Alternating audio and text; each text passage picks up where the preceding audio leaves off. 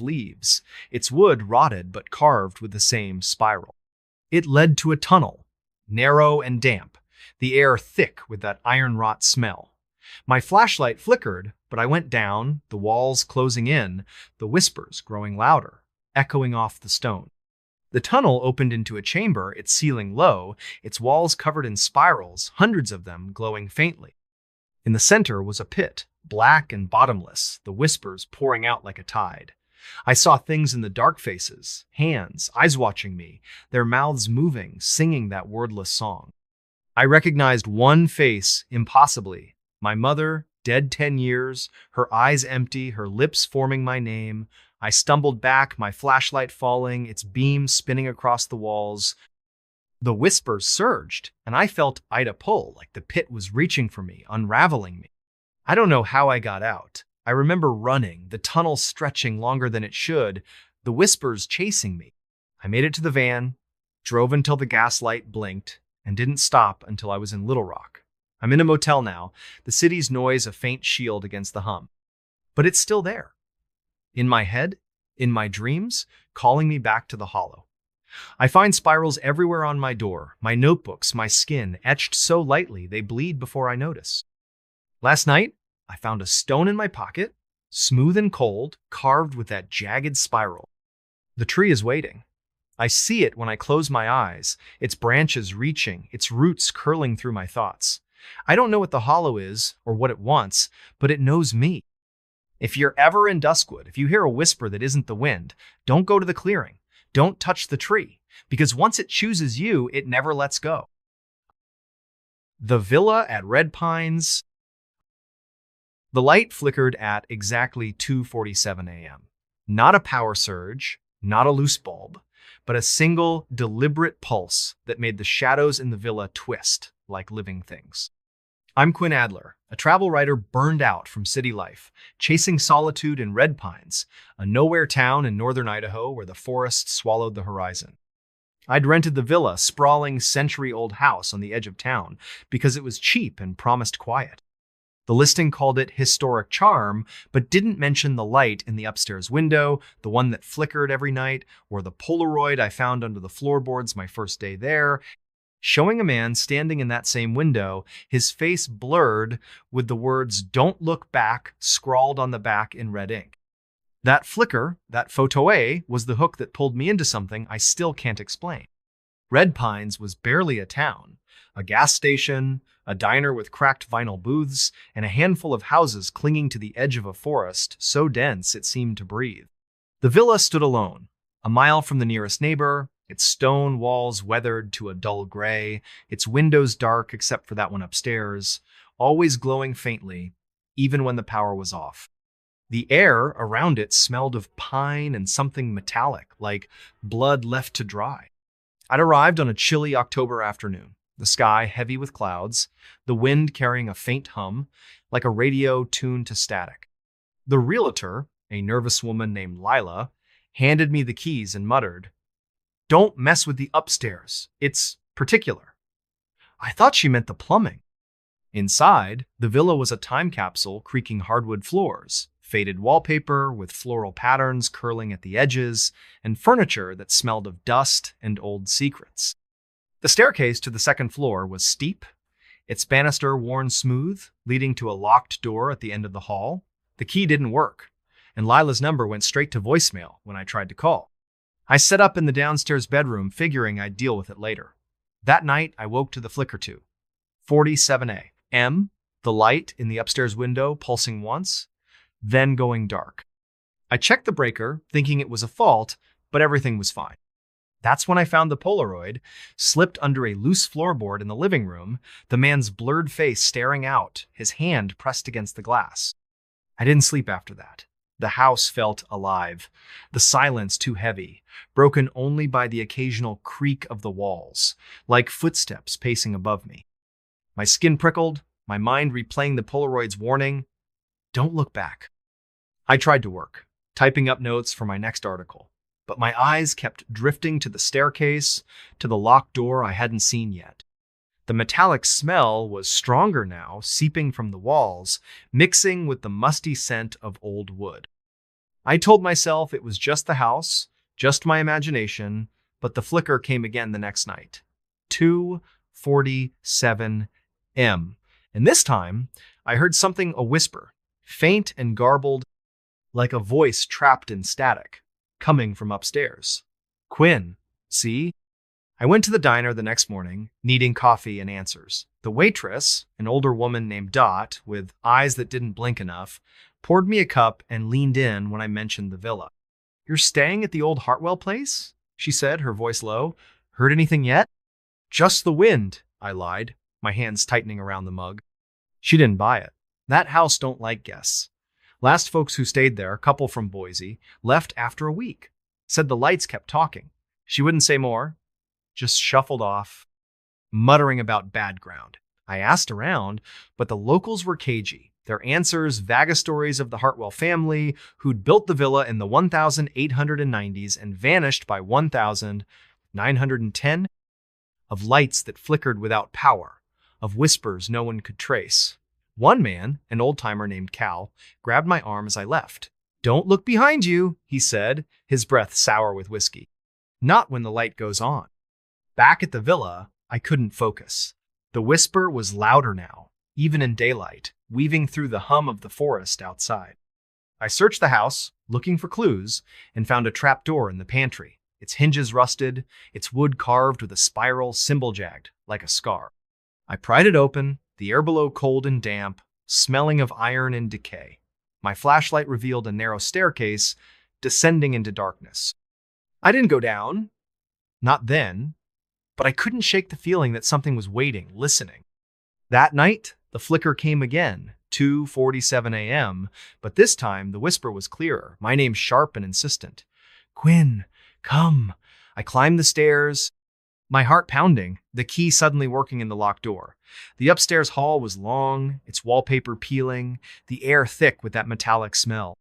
At the end was a room, its door ajar, the flickering light spilling out. Inside was a single window, the one I'd seen from below, its glass smeared with something dark, like blood wiped away. On the floor was another Polaroid, showing me standing in that room, my face blank, my eyes too dark. I hadn't taken it, I hadn't been here before. I ran downstairs, locked the door, and shoved the chair against it. The whisper followed, louder now, a chorus of voices, some soft, some angry, all calling my name. I called Lila, but her voicemail was different now, just static, and a faint whisper, my name over and over. I tried to leave, but my car wouldn't start, the engine dead, the dashboard flickering like the light upstairs. The house creaked, the shadows moving, and I found more Polaroids under the couch, in my bag, on the kitchen counterall, showing me in that room, my face wrong, my hands pressed against the window. I went back to the trapdoor, needing answers. The staircase led to a basement, its walls stone, slick with moisture, carved with more spirals, glowing faintly. The air was heavy, the iron decay smell overwhelming. At the far end was a door, black and smooth, like the one upstairs but larger, its surface pulsing with that same sickly light. The whisper came from it. A song now, wordless but alive, pulling me closer. I saw shapes in the dark figures. Not human. Their forms shifting, their eyes glinting like the Polaroid's flash. They didn't move, just watched, their presence heavy, like a hand on my throat. I touched the door, and it was warm, alive, the spirals moving under my fingers.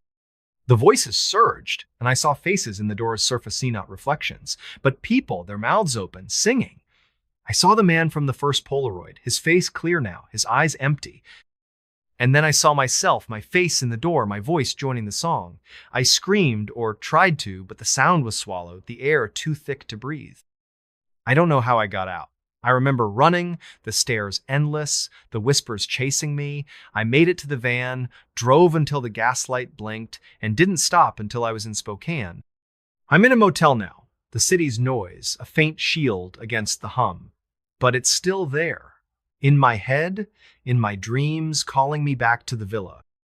I find spirals everywhere on my door, my notebooks, my skin, etched so lightly they bleed before I notice. Last night, I found a Polaroid in my wallet, showing me in that upstairs room, my face blank, the words, "Don't look back," written in my own handwriting. The villa is waiting. I see it when I close my eyes, its light flickering, its door open, calling me home. I don't know what lives in Red Pines or what it wants, but it knows me. If you're ever in northern Idaho, if you see a villa with a light that flickers at 2:47 a.m., don't stay, don't look at the window, because once you do, the house never lets you go. The shadow on the sill. The shadow moved at 4:12 a.m. Not a flicker of moonlight or a passing car's headlights, but a deliberate, fluid motion across the windowsill of my rented cabin in Hollow Creek, Kentucky. I'm Mara Tate, a private investigator who'd retreated to this speck of a town to escape a case that went bad real bad in Louisville. I needed quiet, a place to lick my wounds, but Hollow Creek wasn't quiet, not really. The cabin, a weathered box of logs perched on a hill overlooking a dense forest, came with a warning from the owner, a grizzled man named Amos. "Don't open the window by the bed." Not ever. I thought he was joking, or maybe just superstitious, until I saw that shadow and found the note slipped under my door the next morning. "It saw you. Don't look again." The handwriting wasn't mine, and it wasn't Amos's.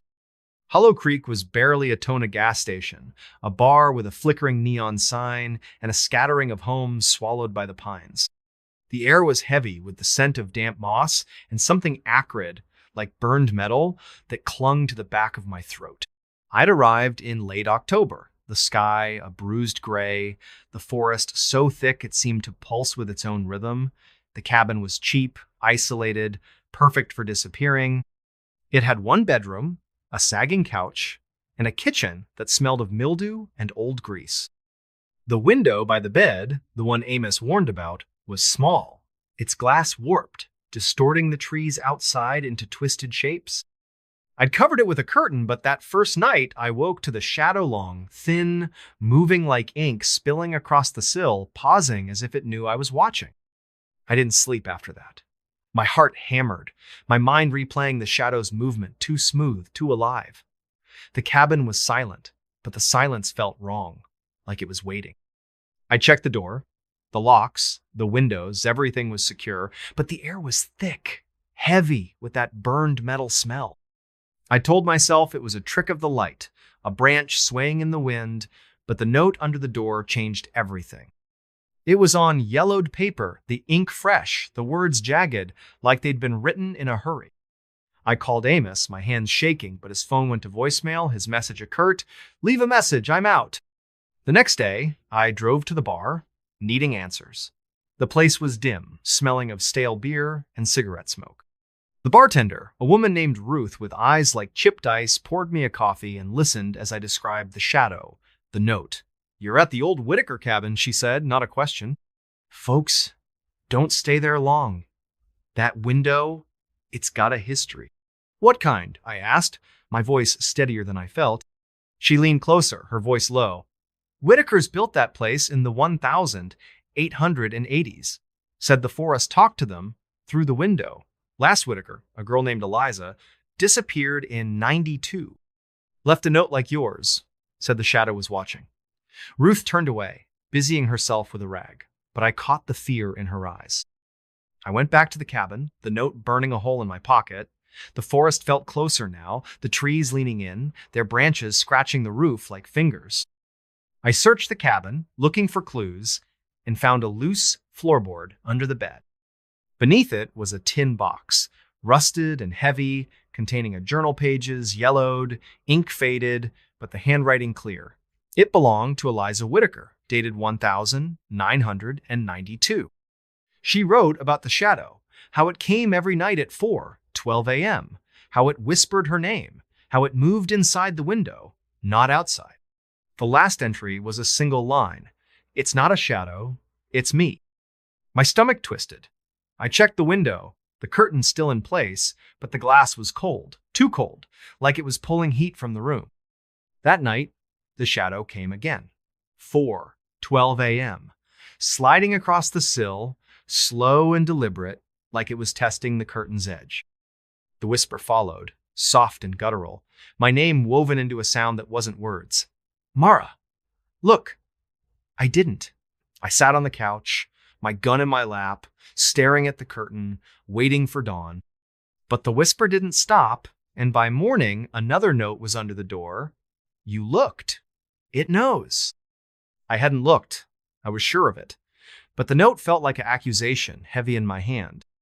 I drove to the gas station, hoping to find Amos, but the clerk, a kid with nervous eyes, said he'd been gone for days. "You're at the Whitaker place?" he asked, his voice cracking. "Get out. That window? It ain't right." He wouldn't say more, just handed me my change and turned away. Back at the cabin, I couldn't think straight. The whisper was louder now, even in daylight, a hum that vibrated in my bones. I found more notes under my pillow, in my bag, tucked inside the journal, all in that same jagged handwriting, all saying the same thing. Look. I burned them, but the ashes smelled wrong, sweet and metallic, like the forest itself.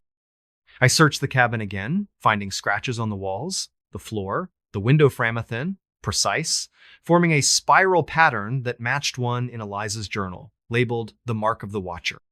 I called a friend, Lena, a retired cop in Louisville, and sent her photos of the notes, the journal, the scratches. She called back, her voice tight. "Mara, that symbol's old, tied to stories about the forest. The Whitakers thought it was a door, not to a place, but to something. Get out of there! Now." I wanted to, but the whisper was in my head, a constant pull, urging me to the window.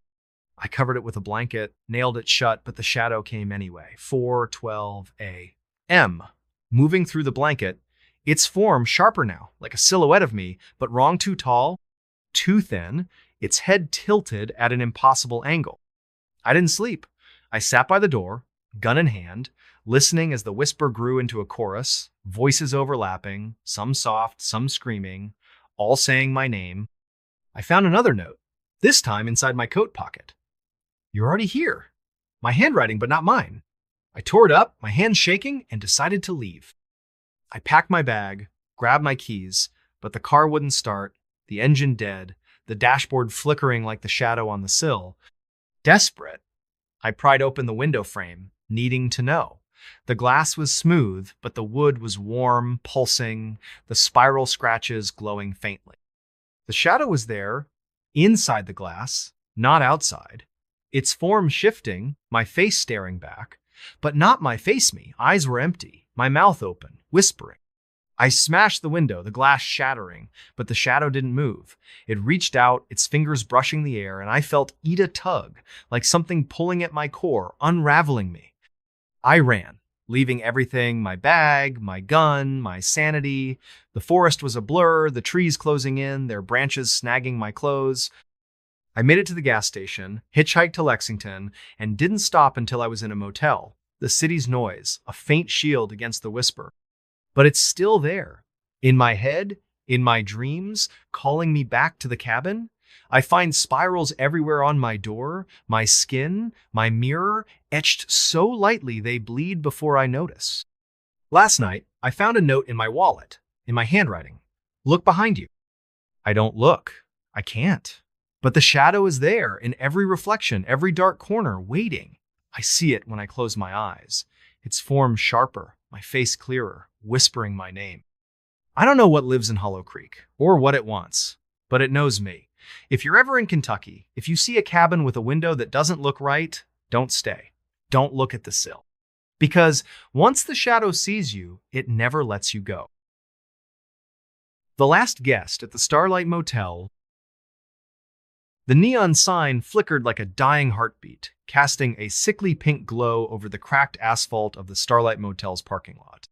I found the place by accident, or so I thought, when my car broke down on a lonely stretch of Route 17 in rural Nevada. My name's Nora Quinn, a freelance journalist chasing a story about forgotten towns in the Mojave Desert. It was October, the air sharp with the scent of sagebrush and dust, and I was stranded, my old Honda Civic coughing its last breath 10 miles from anywhere. The motel was the only sign of life, a squat, U-shaped building with peeling paint and a half-lit sign that read, Starlight Motel, Vacancy. Below it, in smaller letters, someone had scrawled in marker, last room left. I grabbed my backpack and trudged toward the office, the gravel crunching under my boots. The silence was oppressive, broken only by the faint buzz of the neon and a distant coyote's howl. The office door creaked as I pushed it open, releasing a musty smell of stale coffee and cigarette smoke. A bell above the door jingled, too loud in the quiet. Behind the counter sat a man, gaunt and pale, his eyes sunken like he hadn't slept in years. His name tag read Cliff. He didn't look up from the crossword puzzle he was scribbling in, but his voice was low, raspy. "Last room's yours, number 13, keys on the hook." I glanced at the wall behind him, where a single key dangled from a rusted hook, the tag marked 13 in faded red ink. "You don't need my name or anything?" I asked, fishing for my wallet. He shook his head, still not looking up. "Don't need it. Just sign the book." He slid a leather-bound ledger across the counter, its pages yellowed and curling. I scrawled my name, noticing the last entry was dated 3 months ago. John Doe, room 13. The handwriting was shaky, the ink smudged like it had been written in a hurry. I handed over a 20, but Cliff waved it away. "First night's free. You'll need it." The words hung in the air, heavy with meaning I couldn't grasp. I took the key, its metal cold against my palm, and headed to room 13. The motel was eerily quiet. The other rooms dark, their curtains drawn tight. My room was at the far end of the U, its door slightly ajar, as if someone had just left. The air inside was damp, smelling of mildew and something metallic, like old pennies. A single bulb flickered overhead, casting long shadows across the faded wallpaper. The bed was made, but the sheets were threadbare, stained with faint brown spots. A rotary phone sat on the nightstand, its cord frayed, and a small mirror hung above a chipped sink. I locked the door, double-checked it, and tried to shake the feeling that I wasn't alone.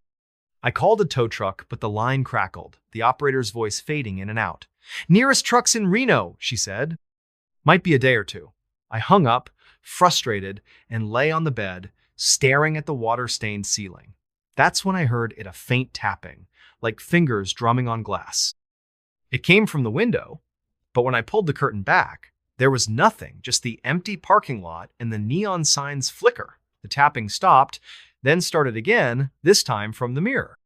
I froze, my reflection staring back, but it felt wrong, like the face wasn't quite mine.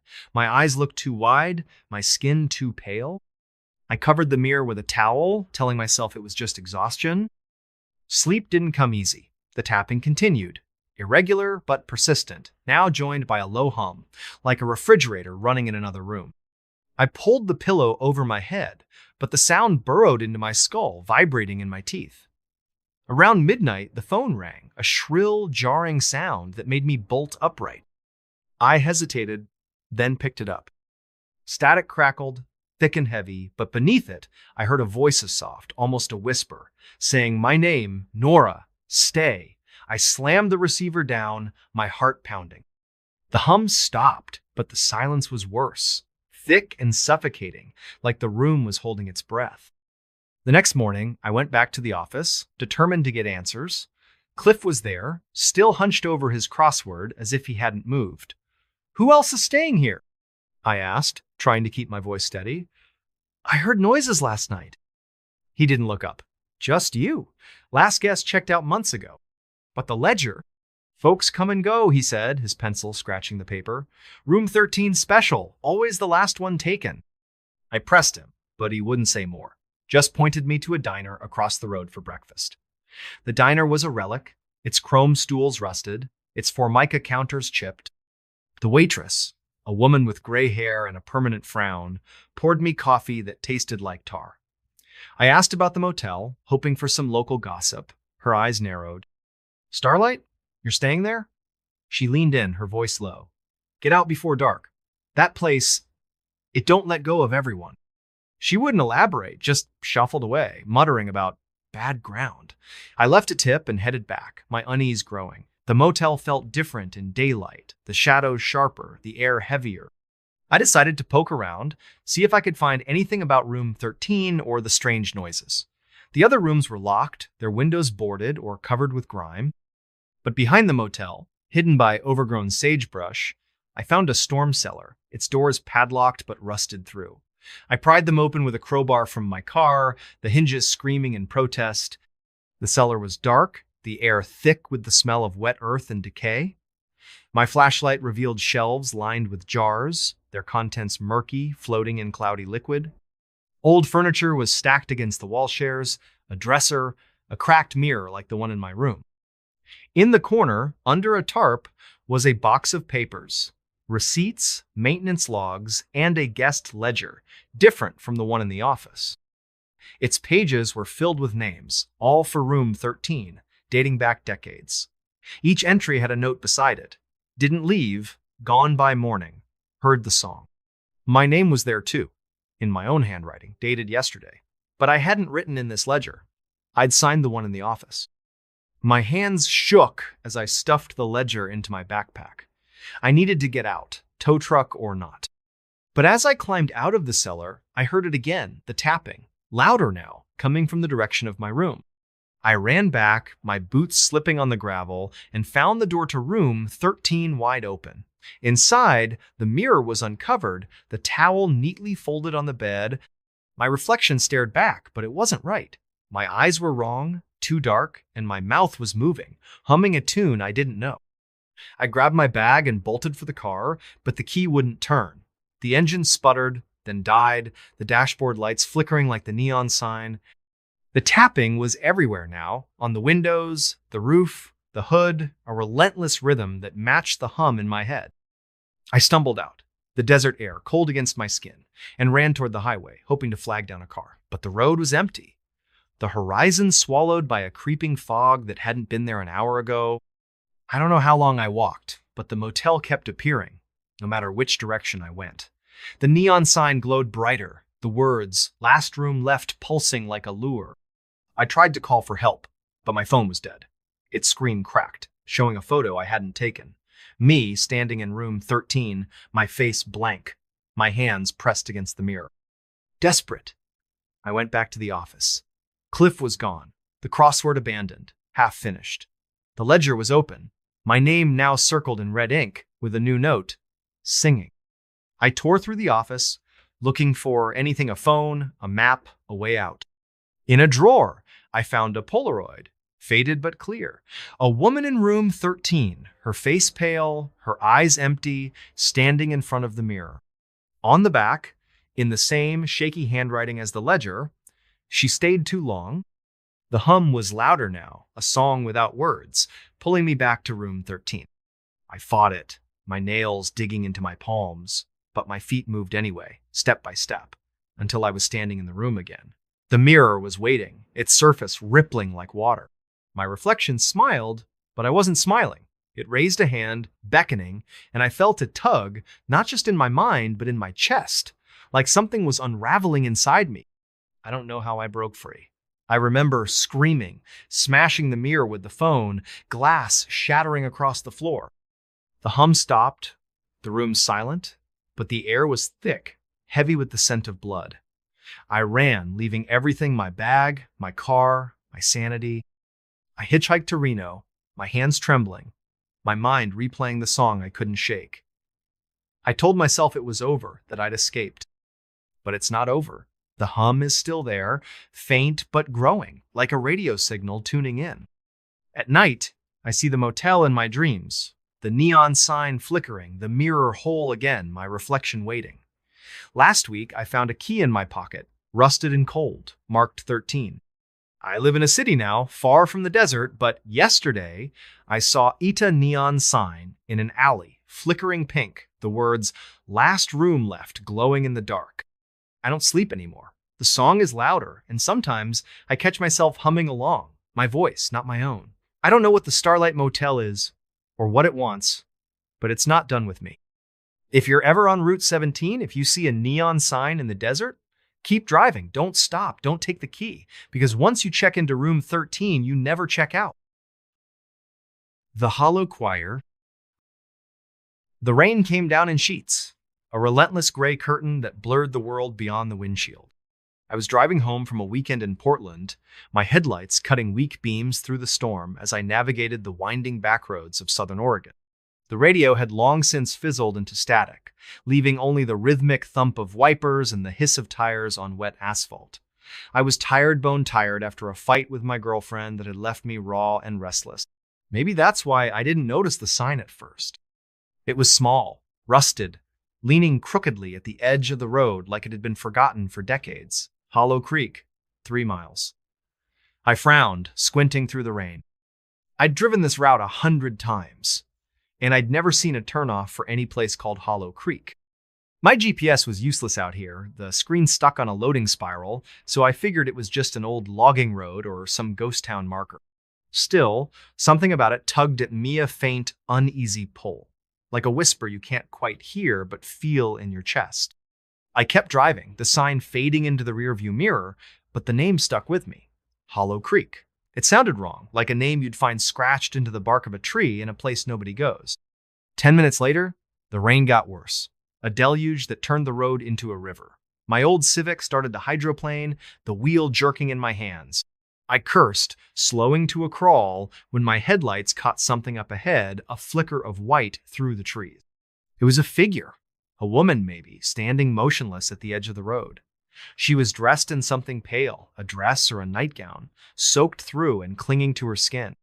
Her hair hung in dark, wet strands over her face, and she was just standing there, head tilted slightly, like she was listening to something I couldn't hear. My stomach twisted. This was the middle of nowhere, miles from any house or gas station. Nobody should be out here, not in this storm. I slowed the car to a stop, my hands tight on the wheel. Part of me wanted to keep driving every horror movie I'd ever seen, screamed at me to do just that, but she looked like she needed help. I rolled down the window, rain spattering my face. "Hey," I called, my voice barely cutting through the downpour. "You okay? Need a ride?" She didn't move. Didn't even flinch. Just stood there, her head tilted, her body unnaturally still. The air felt heavy, like the storm was pressing down on me, and I swear I heard something, a low hum, like a distant choir, rising and falling with the wind. I leaned out further, shouting again, but before I could say anything else, she turned and walked into the trees. Not ran. Walked. Slow, deliberate, like she knew exactly where she was going. I sat there, heart pounding, staring at the spot where she'd vanished. The hum was gone, replaced by the drumming rain and my own uneven breathing. I told myself it was nothing. A drifter maybe, or someone from a nearby campsite. But the unease lingered, sharp and cold, like a blade against my spine. I glanced at the dashboard clock, 11:47 p.m., and decided I needed to get moving. That's when I saw the sign again. Hollow Creek, 3 miles. My breath caught. It was the same sign, same rusted edges, same faded letters, but I hadn't turned around. I'd been driving straight, no loops, no detours. There was no way it could be here again. I pressed the gas, harder than I meant to, the tires spinning before catching. I didn't care. I just wanted to get out of there, away from that sign, that woman, that hum that still echoed faintly in my skull. But the road didn't cooperate. It twisted, narrowed, the trees closing in until their branches scraped the sides of my car. The headlights flickered, and for a split second, I thought I saw her again, standing in the middle of the road, her pale dress glowing in the dark. I slammed on the brakes, my chest heaving, but there was nothing, just rain and shadows. Then the engine died. The silence was worse than the storm. No hum of the motor, no wipers, just the rain hammering the roof like 1,000 tiny fists. I turned the key, but the car only clicked, dead as a stone. My phone was useless, no signal, no GPS, just a blank screen reflecting my own pale face. I sat there, listening to my heartbeat, trying to think. The sign had said Hollow Creek was 3 miles away. If I could find it, maybe there'd be a gas station, a house, something. I grabbed my jacket, zipped it up, and stepped out into the rain. The cold hit me like a slap, soaking me through in seconds. The road was a muddy ribbon, flanked by dense forest that seemed to swallow the light from my flashlight. I started walking, the beam shaking in my hand, catching glimpses of twisted branches and glistening leaves. Every step felt wrong, like I was trespassing in a place that didn't want me. The air smelled of wet earth and something else, something sharp, like ozone or burnt metal. After what felt like an hour, I saw lights ahead. Not headlights, but a faint, flickering glow like candles in a window. As I got closer, I realized it was a town or what was left of one. A cluster of buildings, half collapsed, their wooden facades rotting and streaked with moss. A faded sign read, "Welcome to Hollow Creek Est, 1883. The letters were barely legible, eaten away by time and weather. The street was empty, the buildings dark, except for that flickering light coming from what looked like a church at the far end. Its steeple leaned crookedly, like it might topple at any moment, but the windows glowed with a soft amber warmth. I don't know why I went toward it. Maybe it was the cold, or the hope of finding someone who could help. Maybe it was something else, something I couldn't name, pulling me like a hook in my chest. The church door was ajar, creaking softly in the wind. I pushed it open, the hinges groaning, and stepped inside. The air was thick with the smell of damp wood and something sweeter, like rotting fruit. Rows of pews stretched toward a cracked altar, where a dozen candles burned in a haphazard circle. Their flames didn't flicker, didn't waver, just burned steady and bright, casting long shadows that seemed to move on their own. And then I heard it again, the hum, louder now, rising and falling like a choir, singing in a language I couldn't understand. It wasn't coming from the altar or the pews. It was coming from the walls, the floor, the air itself. My skin prickled, every nerve screaming at me to run, but my feet wouldn't move. I was frozen, staring at the shadows, on the wall shadows that weren't mine. They were human-shaped, but wrong. Too tall, too thin, their edges blurry like they were drawn in smudged charcoal. They moved when I didn't, sliding along the walls, circling the room. The hum grew louder, more insistent, and I realized it wasn't a choir. It was voices dozens, maybe hundreds overlapping, whispering, chanting. Words I couldn't make out, but they filled me with a dread so deep it felt like my bones were turning to ice. I backed toward the door, my flashlight shaking in my hand, but the shadows followed, their movements jerky and unnatural. One of them stopped, its head tilting like the woman's had, and I swear I saw eyes white, empty, staring right through me. I turned and ran, the door slamming shut behind me, the hum chasing me into the rain. I don't know how long I ran. The town seemed to stretch forever, the buildings repeating, the street looping back on itself. My lungs burned, my legs ached, but I couldn't stop. The hum was everywhere now, in my head, in my chest, vibrating through my teeth. I stumbled into an alley, hoping to find a way out, but it was a dead end. Just a brick wall, slick with rain and covered in scratches deep.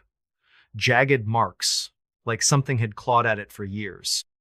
I turned to backtrack, but she was there. The woman in the pale dress. Her hair hung over her face, but I could see her mouth now, stretched into a smile that was too wide, too wrong. Her lips didn't move, but I heard her voix sonore with my ears, but inside my skull. "You heard us," she said, the words sharp and cold. "You came!" I tried to scream, but my throat was tight, my voice gone. She stepped closer, her dress dragging through the mud, and I saw her hands-long, thin fingers, too many of them, curling like spider legs. The hum surged, deafening now, and the shadows were behind her, dozens of them, their shapes twisting and merging into something I couldn't comprehend. I don't remember how I got away. One moment I was in the alley, the next I was back on the road, my car looming out of the rain like a lifeline. The engine started this time, roaring to life, and I floored it, the tires screaming as I sped away from Hollow Creek. The sign was gone when I looked back. No town, no church, just trees and rain and darkness. It's been 3 weeks since that night. I'm back in my apartment, but I haven't slept more than an hour at a time. The hum is still with me. It's faint, like a radio left on in another room, but it's there, always there. Sometimes I wake up and find scratches on my arms, shallow but precise, like someone's trying to write something I can't read. My girlfriend thinks I'm losing it, says I need to see a doctor, but I can't tell her what happened. I can't tell anyone. Last night, I found an old map in a thrift store, tattered and yellowed, dated 1890. I don't know why I bought it, but when I spread it out on my kitchen table, I saw it Hollow Creek, marked in faded ink, right where I'd been that night. I stared at it, my hands shaking, and that's when I noticed the note scrawled in the margin, in handwriting I didn't recognize. They sing to be heard. They sing to be found. I burned the map, threw it in the sink, and watched it curl into ash. But the hum is louder now, and last night I saw her again. Not in a dream, not in a memory. She was standing at the foot of my bed, her head tilted, her smile wide and wrong. The shadows were with her, their eyes glowing white, and the hum was a scream in my skull. I don't know what they want. I don't know why they chose me. But I know one thing. Hollow Creek isn't gone. It's still out there, waiting, singing. And every night, the hum gets louder, pulling me back. The Whispering Mile. The fog was so thick that night, it felt like driving through a dream. I was on my way back from a dead-end job interview in Eugene, Oregon, my pickup truck rattling along a forgotten stretch of Highway 17, a two-lane scar cutting through the Cascades. The radio was dead, the signal lost somewhere in the mountains, and my phone had been useless for hours, no bars, no GPS, just a blank screen mocking me. It was just me, the headlights, and the fog, curling like ghostly fingers around the pines. I was exhausted, my eyes burning, my hands tight on the wheel. That's when I saw Eat a Mile marker, rusted and crooked, glowing faintly in my high beams. Mile 13. I frowned. I'd driven this road before, or so I thought, and I didn't remember any mile markers out here. The number felt wrong, like it didn't belong. I shook it off, blaming the fog and my own tired brain, but as I drove on, the air grew heavier, the silence thicker. The fog seemed to pulse, like it was breathing, and I swear I heard something a faint whisper, like voices murmuring just beyond my hearing. I turned up the heat, trying to shake the chill creeping up my spine, but it didn't help. The whispers followed me, soft and insistent, weaving through the hum of the engine. 10 minutes later, I saw it again. Mile 13. Same rusted sign, same faded paint, same eerie glow. My stomach dropped. I hadn't turned around, hadn't hit a loop. The road was straight, or as straight as these mountain passes get. I slowed down, my heart thudding, and leaned closer to the windshield. The fog parted just enough to show the sign's edges, jagged and warped, like something had tried to claw it out of the ground. The whispers grew louder, not words, but a cadence, a rhythm that made my teeth ache. I floored the gas, the truck lurching forward, desperate to leave that sign behind. But the road seemed to fight me, twisting tighter, the pines closing in until their branches scraped the truck's sides like nails on a chalkboard. The headlights flickered, and for a split second, I saw something in the foga shape, tall and thin, standing just off the road. It wasn't human, not quite. Its limbs were too long, its head too small, and it moved wrong, like a puppet with half its strings cut. I blinked, and it was gone. But the whispers surged, filling the cab with a sound that wasn't sound, a pressure that squeezed my skull. Then the engine sputtered and died. The silence was a physical thing, heavy and suffocating, broken only by the soft patter of fog against the windshield. I turned the key, but the truck only clicked, lifeless. My phone was still dead, the screen reflecting my own wide-eyed stare. The whispers were clearer now, not voices, but a chorus of sound hisses, clicks, low moans that seemed to come from the fog itself. I grabbed my flashlight from the glove box, its beam weak and trembling, and stepped out into the cold. The air smelled wrong, like damp stone and something metallic, like blood or rust. The fog was so dense I could barely see 10 feet ahead, the pines looming like silent sentinels. I started walking, following the road, the mile marker's glow fading behind me. Every step felt like a violation, like the forest was watching, waiting. The whispers followed, circling me, sometimes behind, sometimes ahead, always just out of reach. I tried to focus on the road, on finding help, but the ground felt soft, unsteady, like it might swallow me whole. After what felt like an hour, I saw a light of faint, sickly green glow flickering through the trees. It wasn't headlights or a house. It was something else, something that made my skin crawl. I should have turned back, but my truck was dead, and the whispers were louder now, urging me forward. I followed the light, my boots sinking into the muddy shoulder, until I stumbled into a clearing. It wasn't a town, not exactly. It was a cluster of structure shuts, maybe, or shacks built from wood and stone, their surfaces slick with moss and something darker, like oil. They were arranged in a circle around a pit, deep and black, the green glow pulsing from its depths. The air here was thick, heavy, with the smell of decay and that same metallic tang. The whispers were deafening now, a cacophony of voices that weren't human, weren't animal, weren't anything I could name. They came from the pit, from the huts, from the fog itself. I approached one of the shacks, its door hanging off a single hinge. Inside, the walls were covered in marking spirals, lines, shapes that didn't make sense but hurt to look at. There were objects scattered on the floor, a broken watch, a child's shoe, a cracked phone, all coated in a thin layer of dust and something sticky. My flashlight caught a mirror in the corner, its surface warped and cloudy. I looked into it, and for a moment, I didn't see myself. I saw something, a face that wasn't a face, eyes that weren't eyes, staring back with a hunger that made my blood run cold. I stumbled back, my flashlight dropping, the beam spinning wildly. The whispers surged, and I felt Ida presence, not behind me but around me, like the fog itself was alive. I ran, my boots slipping in the mud, the green glow pulsing faster, brighter. The shacks seemed to shift, their shapes blurring, the pit yawning wider as I passed. I don't know how I found the road again, but I did, my truck looming out of the fog like a ghost. I climbed in, slammed the door, and turned the key. The engine roared to life, and I didn't look back. I drove, the fog pressing in, the whispers clawing at my mind. The mile marker appeared again, mile 13, but I didn't stop. I couldn't. The road stretched on, endless, the fog thickening until I couldn't see the lines anymore.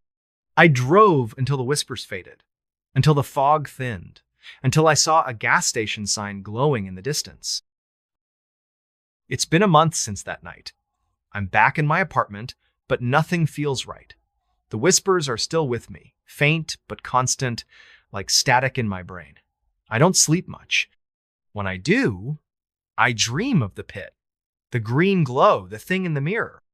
My hands shake when I hold a coffee mug, and sometimes I find marks on my skin-thin curving lines like the spirals on those walls. They fade by morning, but they're always back by night. I tried to find Highway 17 again to prove it was real, but it's not on any map. I drove the route last week, and there was no mile marker, no clearing, no shacks. Just trees and fog and silence.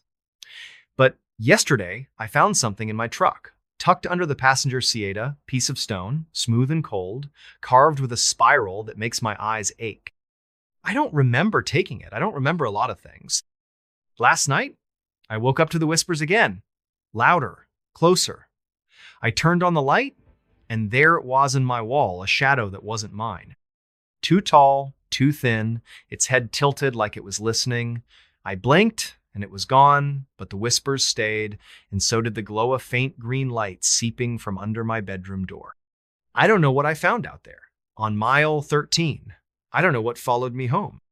But the whispers are growing louder, and every night they call me back to the fog, to the pit, to the thing that isn't a thing. And I'm starting to think it's not a question of if I'll go back, but when. The Whispering Pines. I don't know why I kept the old cassette tape. It was just sitting there in a cardboard box labeled Dad's Junk when I cleaned out his attic after he passed. Most of it was worthless rusted tools, faded Polaroids, a couple of fishing lures tangled in twine. But that tape, labeled Pine Hollow, 1993 in his shaky handwriting, felt different. Heavy, somehow. I should have tossed it. I wish I had. My name's Caleb, and I'm not the kind of guy who believes in ghost stories. I'm a mechanic, 34 years old, living in a one-bedroom apartment in Boise, Idaho. I fix engines, drink cheap beer, and mind my own business. But that tape, it's why I'm telling you this now, with my hands shaking and the lights on at 2 a.m. Because what I heard on it, what I found changed everything. It started last fall when I drove up to Pine Hollow, a speck of a town in northern Idaho, to settle my dad's estate. He'd lived there his whole life, a quiet man who kept to himself after Mom left when I was a kid. Pine Hollow's the kind of place you'd miss if you blinked population 412, one gas station, one diner, and a whole lot of nothing else. The town's nestled in a valley surrounded by dense pine forests, the kind that seem to swallow sound and light. The air always smells like sap and damp earth, and the wind carries this low, eerie whistle when it cuts through the trees. Dad's house was a sagging two-story on the edge of town, backed right up against the woods. The attic was a mess, and I spent days sorting through his stuff. That's when I found the tape tucked inside a metal fishing tackle box. No player, just the cassette, its plastic case cracked but intact. I figured it was one of Dad's old fishing trip recordings she used to narrate his outings like some wannabe nature documentarian. But the label, Pine Hollow 1993, bugged me. That was the year I turned 2, the year Mom left, the year Dad stopped talking about the woods. I didn't have a cassette player, so I drove to the only electronics store in a 50-mile radius, a pawn shop in Coeur d'Alene. The guy behind the counter, a wiry dude with a neck tattoo, sold me a dusty Walkman for $10. That night, back at Dad's house, I sat at the kitchen table, the tape in hand, hesitating. The house was too quiet, the kind of quiet that makes you hear your own heartbeat. Outside, the pines swayed in the wind, their branches scratching the roof like fingers on a chalkboard. I popped the tape in and pressed play. Static hissed through the headphones, loud enough to make me wince. Then Dad's voice came through, low and unsteady, not the warm baritone I remembered from childhood. October 12, 1993. This is John Tanner. If you're listening to this, something's gone wrong. I'm in the woods behind Pine Hollow, near the old logging trail. I don't know what's out here, but it's not right. A pause. Wind howled through the recording, sharp and biting. Then a low, guttural hum, like a distant machine, but softer, almost alive. My skin prickled. It started 3 nights ago. I saw something out here, in the trees. Eyes, maybe. Too big to be a bear, too still to be human. I thought it was nothing, just my head playing tricks. But it's been following me. Watching. Last night, it got closer. I heard it whispering my name. The tape cut out for a second, then snapped back. Dad's voice was quieter now, like he was crouching, hiding. I'm leaving this here in case I don't make it back. If you find this, don't come looking for me. Don't go into the pines. The recording ended with a sharp click. I sat there, frozen, the Walkman still buzzing faintly in my ears. The kitchen felt colder, the shadows deeper. I glanced out the window, half expecting to see something staring back from the tree line. Nothing but darkness and the faint sway of branches. I didn't sleep that night. I kept the lights on, the tape on the table like some cursed artifact. Part of me wanted to burn it, to pretend I'd never heard it. But another part, the part that remembered Dad's haunted eyes when he'd talk about the woods, needed to know more. The next morning, I drove to Pine Hollow's diner, a greasy spoon called Mabel's. The place smelled like burnt coffee and bacon, and the vinyl booths were cracked from years of use. I figured if anyone knew about weird stuff in town, it'd be the locals. I sat at the counter, nursing a coffee, and struck up a conversation with the waitress, a woman in her 60s named Dot. She had a smoker's rasp and a no-nonsense stare. "You're John Tanner's boy, aren't you?" she said, refilling my mug without asking. "Yeah, Caleb. I'm just here to clean out his place." She nodded, her eyes flicking to the window toward the woods. "He was a good man, your dad. Kept to himself after 93. My pulse quickened. What happened in 93? Dot's face tightened, like she'd said too much. She wiped her hands on her apron and leaned in, voice low. "Folks don't talk about it much. That was a bad year. People went missing, hikers mostly. Some said it was a bear, others said something else. Your dad was out in those woods a lot back then. Came back different, quieter. Did he ever say what he saw?" She shook her head. "Not to me, but you might ask old man Carver. He and your dad were tight back in the day, lives out on Route 17, last house before the highway." I thanked her and left, the tape burning a hole in my jacket pocket. The drive to Carver's place took me past fields of dying grass and rusted mailboxes. His house was a squat, weather-beaten cabin surrounded by junked cars and stacks of firewood. Carver himself was outside, splitting logs, a wiry old man with a face like crumpled leather. He squinted at me as I pulled up. "You John's kid?" he called, not breaking his swing. "Yeah, Caleb. Can we talk?" He set the axe down and gestured to a pair of lawn chairs by the porch. We sat, the air heavy with the smell of pine and motor oil. I told him about the tape, about Dad's voice, the hum, the warning. Carver listened, his eyes fixed on the horizon. "Your dad wasn't crazy," he said finally. "Something's been in those woods for a long time. Not a bear, not a wolf, something older. Folks around here call it the Whisperer." I felt a chill, despite the midday sun. "The Whisperer?" He nodded, spitting into the dirt. "Old stories, from before the town was even here. Loggers used to talk about it, something that lives in the pines, calls your name, draws you in. You hear it, you're marked. Most don't come back." "Did Dad see it?" Carver's eyes darkened. He saw something. 93 was when it got bad. 5 people went missing that fall. Hikers, couple of kids, no bodies, no tracks. Just gone. Your dad went out looking for one of them, a girl named Sarah Mills. He came back, spooked, wouldn't talk about it, stopped going into the woods after that. I swallowed hard, the tape's weight pressing against my chest. "What do I do with this? The tape, I mean." Carver leaned forward, his voice barely above a whisper. "Burn it. Stay out of the pines. Whatever's out there, don't forget." I didn't burn the tape. I couldn't. It was like a splinter in my mind, digging deeper every time I thought about it. That night, I sat in Dad's living room, the Walkman in my lap, replaying the recording. The hum, the wind, Dad's spirit was all so vivid, like I was there with him. I kept thinking about what Carver said. The Whisperer.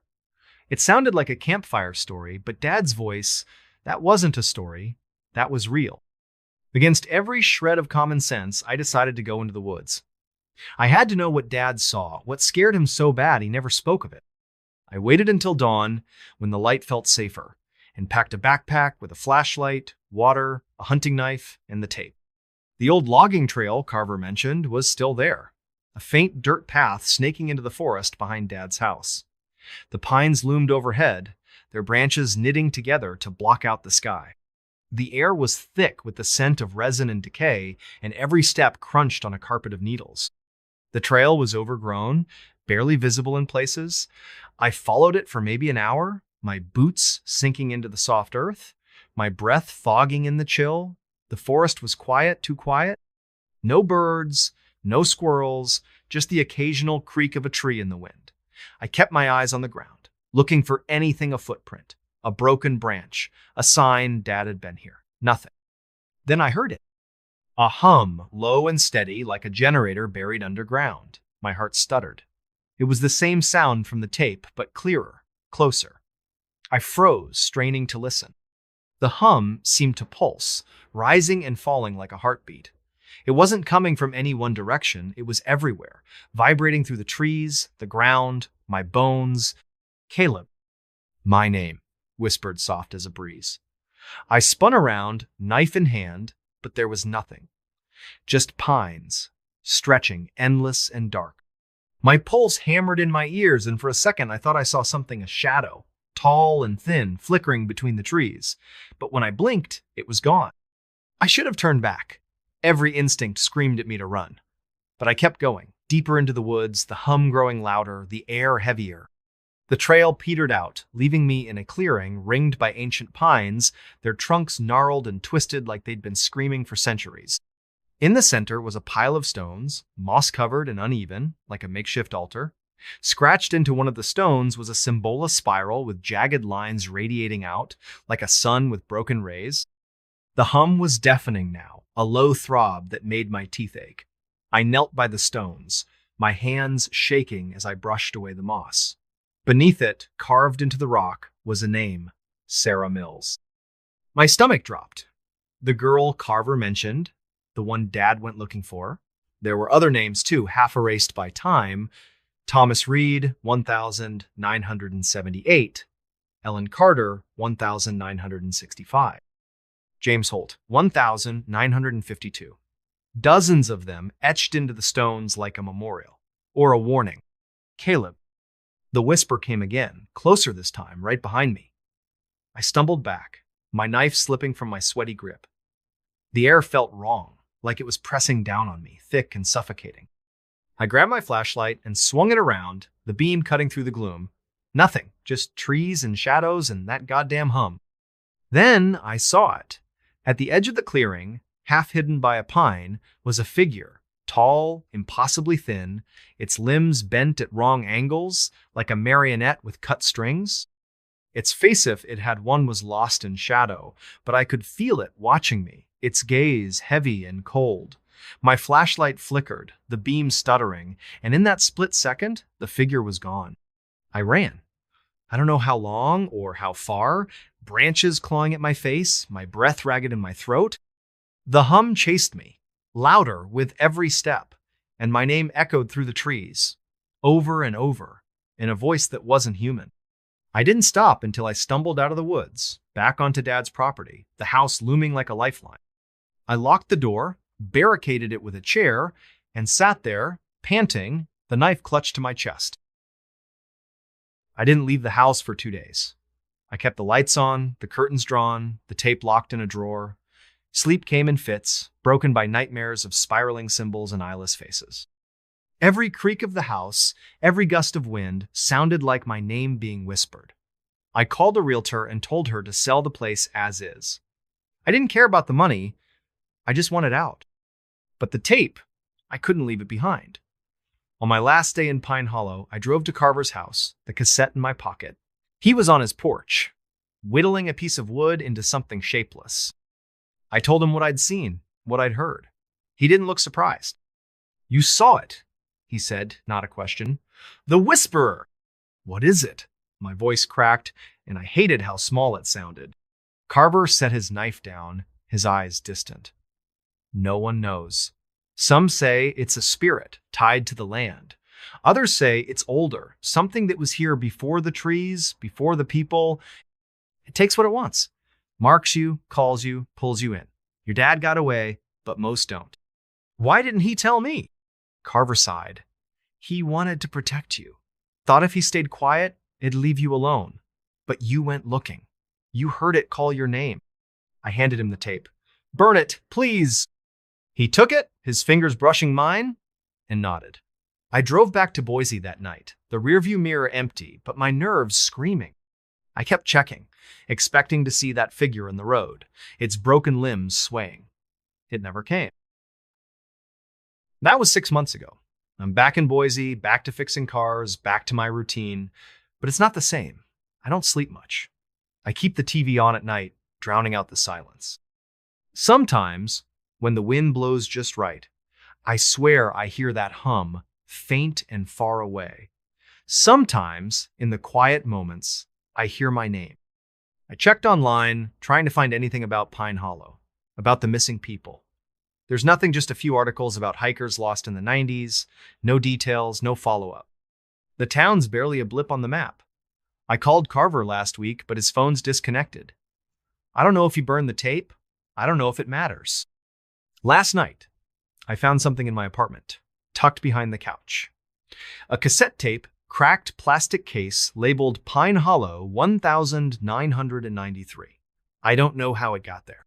I don't want to know. I locked it in a drawer, but I can still hear it, even now as I type this. The hum, the whisper, my name. If you're reading this, if you find this story, do me a favor. Stay out of the pines. The hollow beneath. I don't tell this story to scare people. I tell it because I need someone to believe me. My name's Hannah, and I'm 29, a nurse who moved to Black Creek, Montana, 2 years ago for a job at the county clinic. Black Creek's a nowhere town, population 600, surrounded by endless wheat fields and a single stretch of forgotten highway. The kind of place where the sky feels too big and the nights too dark. I thought it'd be quiet, a fresh start after a bad breakup. But what happened last winter, what I found under that gas station, changed me. I don't sleep anymore. I don't trust silence. It started with a patient, an old man named Amos Reed. He came into the clinic one November evening, shivering in a threadbare coat, his eyes wild and bloodshot. His hands were raw, like he'd been digging in frozen dirt. I was working the night shift alone, the fluorescent lights buzzing overhead, the air thick with the smell of antiseptic and stale coffee. Amos wouldn't sit still, kept muttering about the hollow and the voices under the pumps. I figured he was drunk or off his meds. Black Creek had its share of eccentrics, but his fear was real, raw, like he'd seen something that broke him. "They're down there, Hannah," he whispered, grabbing my wrist with surprising strength. His nails dug into my skin, leaving crescent-shaped marks. "Under the gas station on Route 12, they talk to me when I fill up my truck. They know my name." I humored him, checked his vitals, and sent him home with a referral to a psych in Billings. But his words stuck with me, burrowing into my thoughts like a splinter. The gas station, he mentioned, was the only one in town, a rundown Texaco with flickering neon signs and pumps so old they creaked when you used them. I passed it every day on my way to work, its cracked pavement and peeling paint a constant in Black Creek's gray landscape. I'd never thought much of it until Amos. A week later, I heard he was dead. Found in his truck off Route 12, engine still running, his eyes wide open and his hands clutching the wheel. The coroner called it a heart attack, but the sheriff's deputy who came by the clinic said something else. "No marks on him," he told me, his voice low. But the way he looked, like he saw something he couldn't unsee. I tried to shake it off. Small towns breed rumors, and I wasn't the type to buy into ghost stories. But that night, driving home past the Texaco, I slowed down. The station was dark, the pumps standing like silent sentinels under the sodium lights. The air felt heavy, like a storm was coming, though the sky was clear. I don't know why I stopped. Curiosity, maybe? Or something else. Something I can't explain. I pulled into the lot, my headlights cutting through the darkness, and sat there, engine idling, staring at the pumps. That's when I heard it. A low, rhythmic thrum, like a heartbeat pulsing through the ground. It wasn't loud, but it was wrong, like it didn't belong in the world. My skin prickled, and for a moment, I thought I saw something move near the pumps' shadow. Too tall, too thin, gone when I blinked. I told myself it was the lights playing tricks, but my hands were shaking as I drove away. How? I couldn't let it go.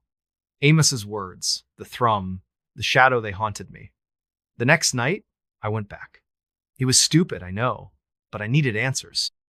I parked behind the station, where the lot backed up to a field of dead grass, and grabbed a flashlight and a crowbar from my trunk. The station was closed, the windows dark. The only sound, the faint hum of the neon sign flickering Texaco in red and white. The air smelled of gasoline and something sour like rotting leaves. The pumps stood in a row, their hoses coiled like snakes. I walked to the one farthest from the station, where Amos said he'd heard the voices. The thrum was there again, stronger now, vibrating through my boots. I knelt down, shining my flashlight on the concrete slab beneath the pump. It looked ordinary, cracked and stained, but there was a seam, a faint outline of a trap door, barely visible under years of grime. My heart pounded. I shouldn't have been there. I should have called someone, anyone. But I wedged the crowbar into the seam and pried. The slab gave way with a groan, revealing a rusted metal hatch, maybe 3 feet square. The thrum was louder now, a deep, bone-rattling pulse. I hesitated, my breath fogging in the cold, then pulled the hatch open. A wave of damp, earthy air hit me, carrying the stench of mildew and something metallic, like old blood. Below was a ladder, its rungs slick with condensation, descending into darkness. I don't know what possessed me to climb down. Maybe it was the same thing that made Amos keep going back. The ladder creaked under my weight, and the thrum grew louder, echoing in my chest. My flashlight beam barely cut through the dark, illuminating rough stone walls that glistened with moisture. The air was thick, oppressive, like breathing through a wet cloth. At the bottom, maybe 20 feet down, was a tunnel, narrow and low, carved into the earth. The walls were uneven, etched with strange symbol spirals, jagged lines, shapes that hurt to look at too long. The thrum was deafening now, a living thing that pulsed in time with my heartbeat.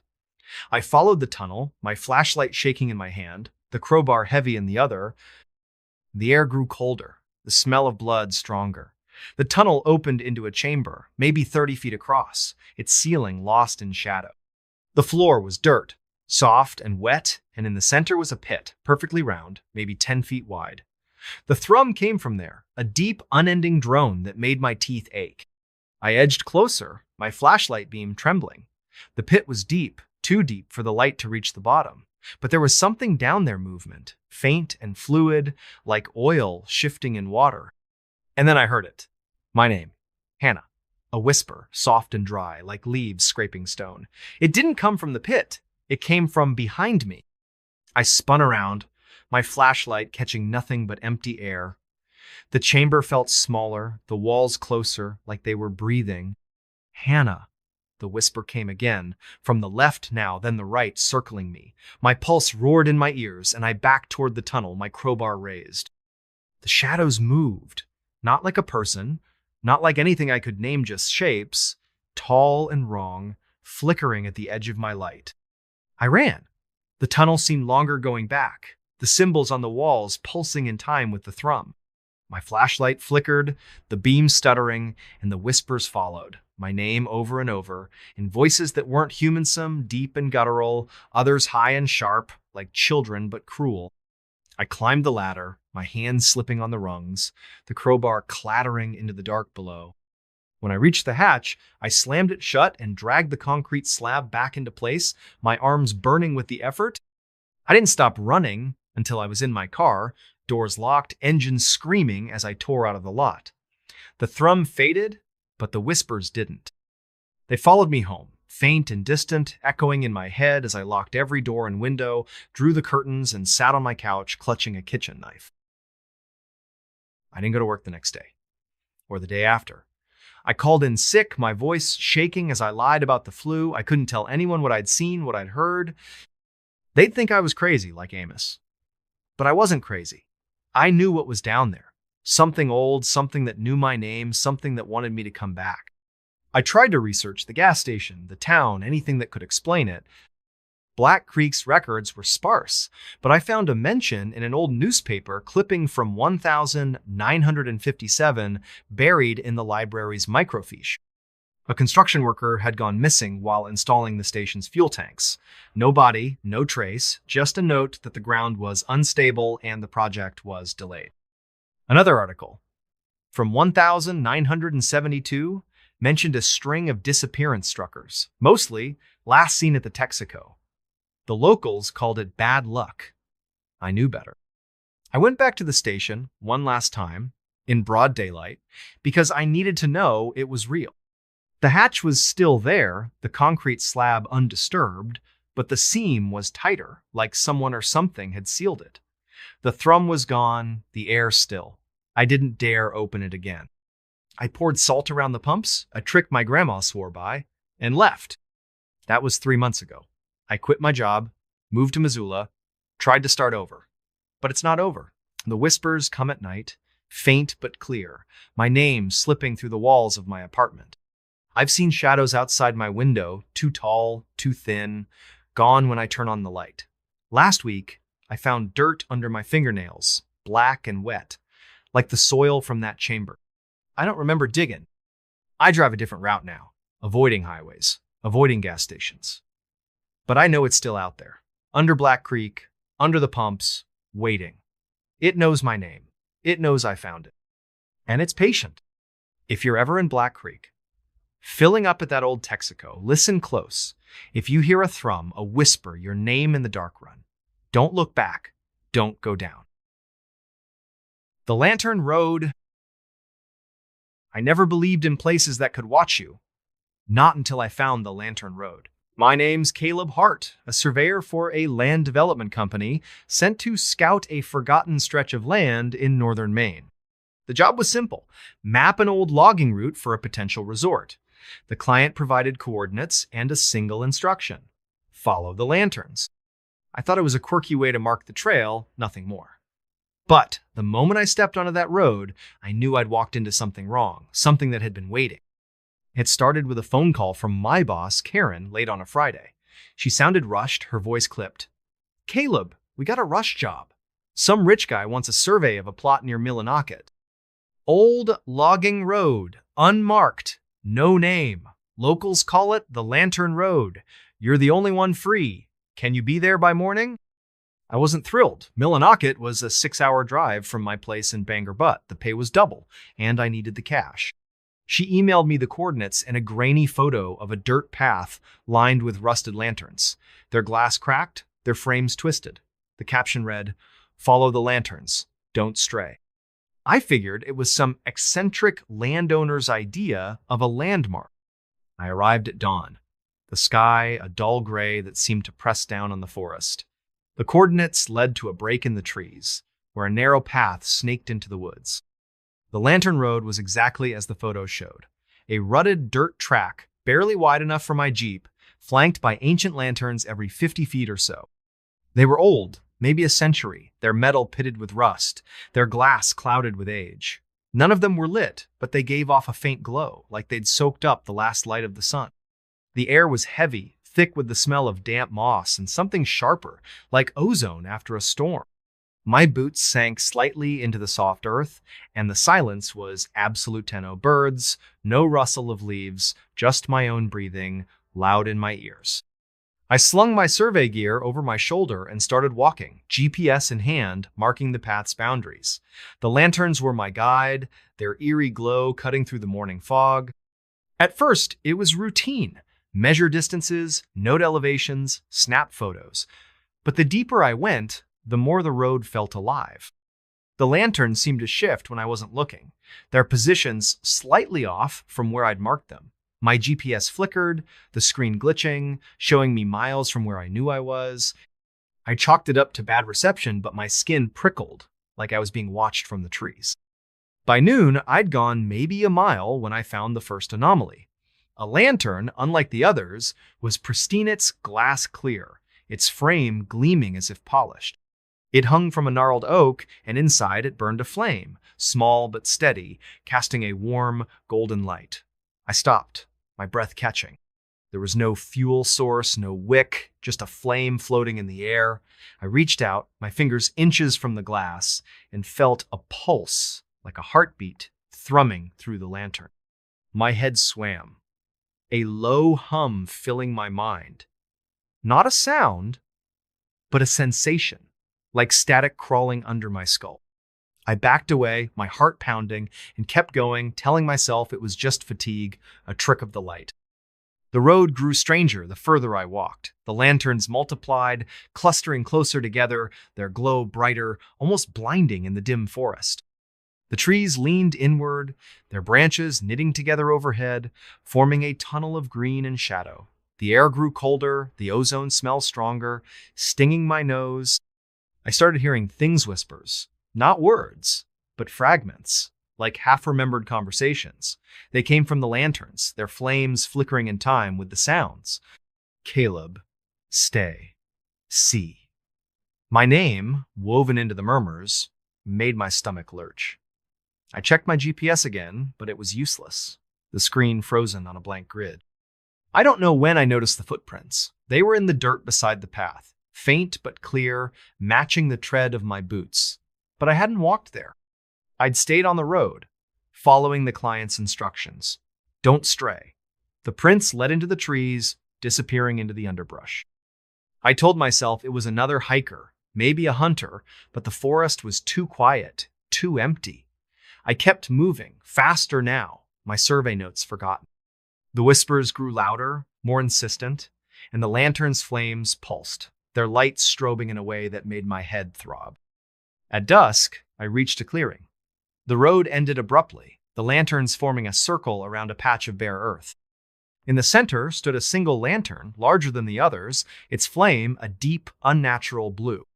The air around it shimmered, like heat rising from asphalt, and the hum in my head became a chorus, a cacophony of voices calling my name. I dropped my gear, my hands shaking, and approached the lantern. Up close, I saw it wasn't empty. Inside the flame, shapes moved, faces, distorted and fleeting, their mouths open in silent screams. I recognized one, impossibly. My father, who died when I was a kid, his eyes wide with terror. I stumbled back, my breath ragged, and that's when I saw her, a woman standing at the edge of the clearing, her face hidden in shadow. She wore a long coat, tattered and gray, and her hands were clasped in front of her, holding something I couldn't see. The whispers stopped, the air still, as she stepped forward. Her voice was soft, almost tender, but it carried a weight that made my knees buckle. "You followed the lanterns," she said. "You always do." I tried to speak, to ask who she was, what this place was, but my throat was dry, my words stuck. She moved closer, her face still obscured, and I saw what she held. A lantern, identical to the one in the center, its flame blue and writhing. "They want to show you," she said, her voice curling into my thoughts. "Look." I didn't want to, but my eyes were drawn to the flame. The faces were clearer, now men, women, children, their expressions shifting from fear to anguish to something like ecstasy. And then I saw myself, my face in the flame, my mouth open, my eyes empty, the hum surged, filling my skull, and I felt Ida pull like a tide dragging me under. The woman's hand touched my shoulder, cold and heavy, and she whispered, "Join us."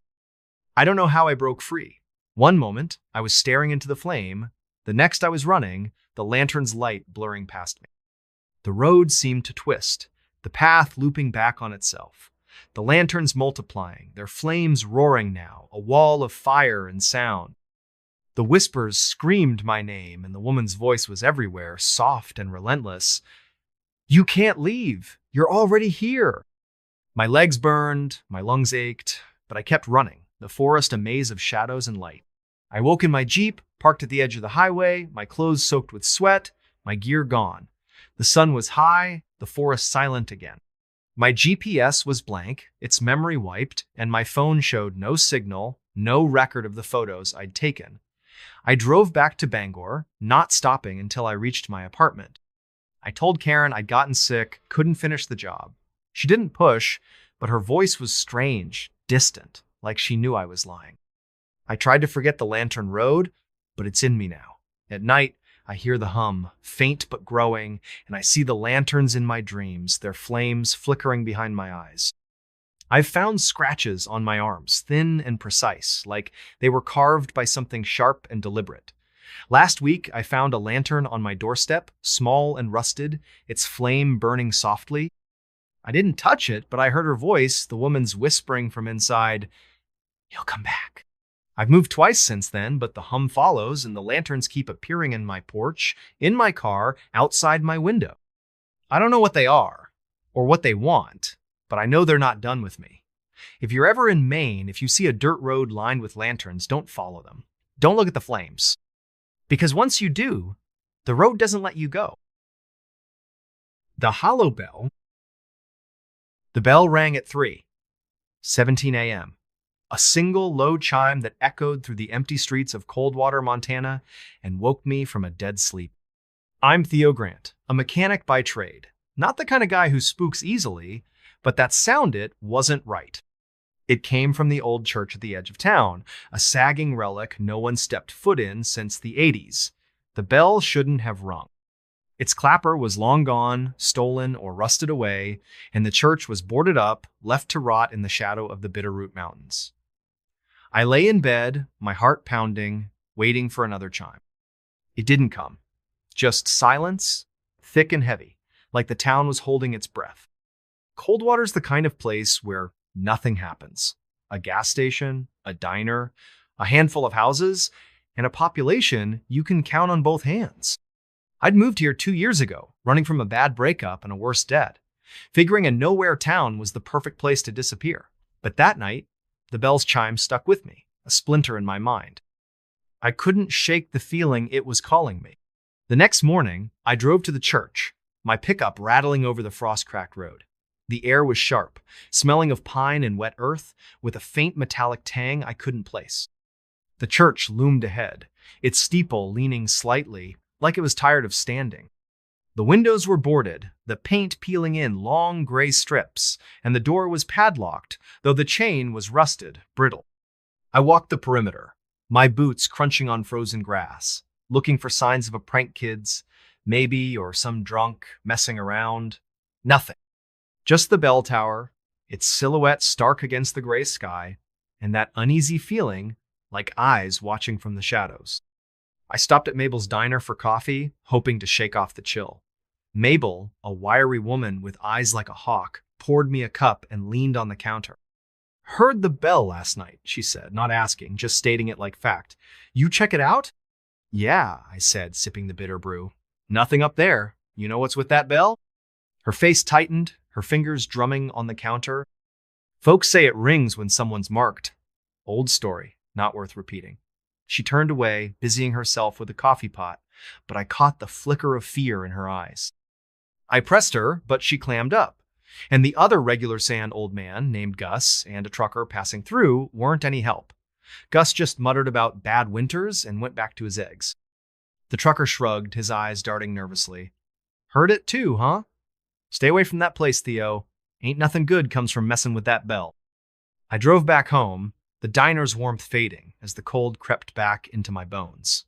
Mabel's words, someone's mark echoed in my head, and I couldn't help but wonder who. The town felt different now, the silence heavier, the shadows longer. That night, I couldn't sleep.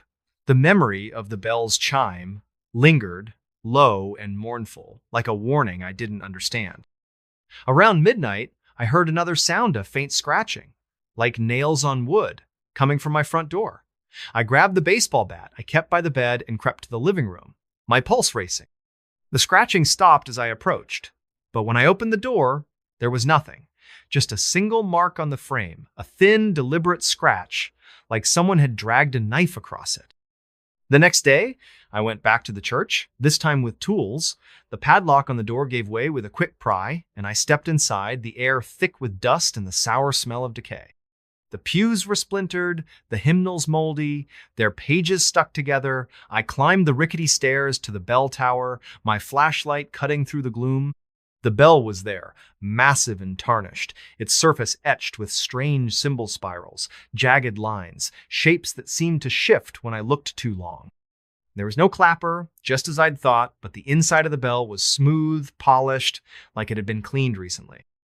On the floor beneath it was a small pile of ash, still warm, smelling faintly of something sweet and rotten.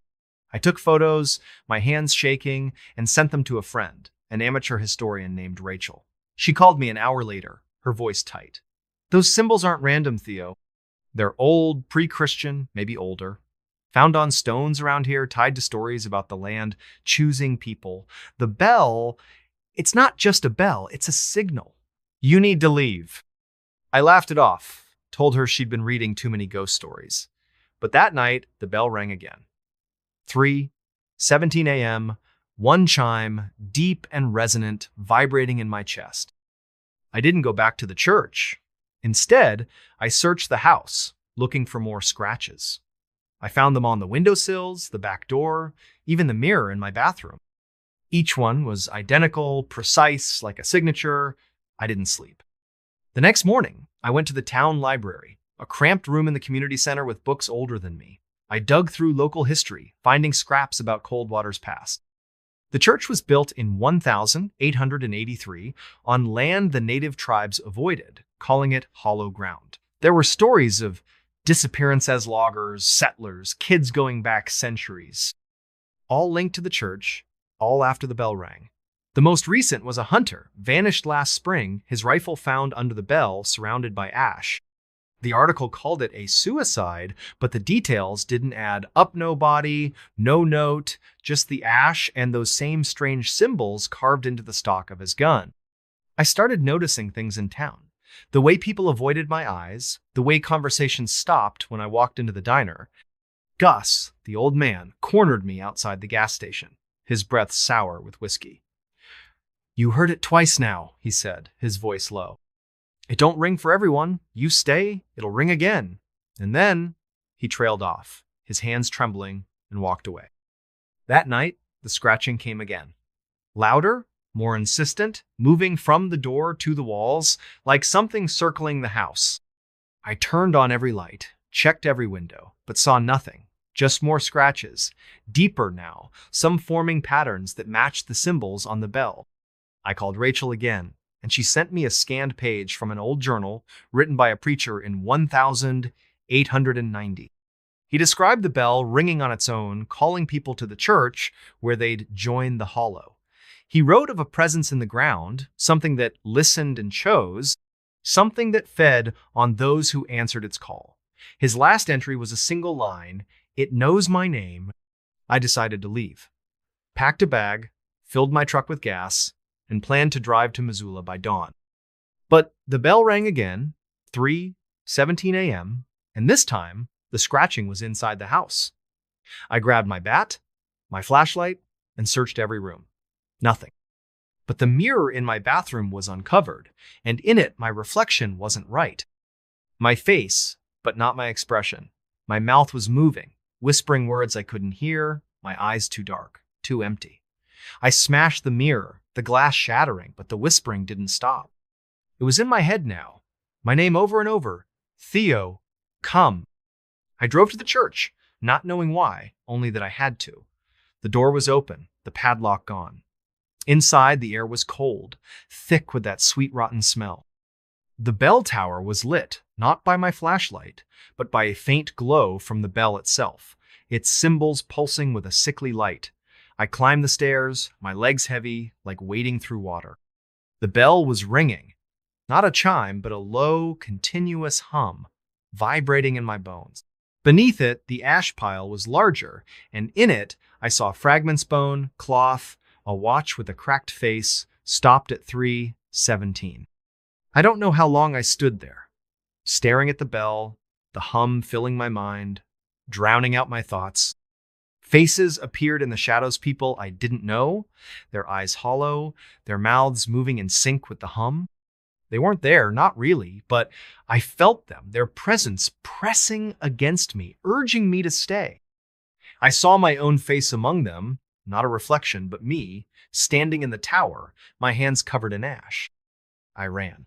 The road out of Coldwater was empty, the mountains looming like sentinels. My truck's engine sputtered, but I kept driving, the hum fading but never gone. I'm in Missoula now, crashing in a cheap motel, but the scratches keep appearing on my door, my car, my skin. They're faint, but they're there, forming those same symbols.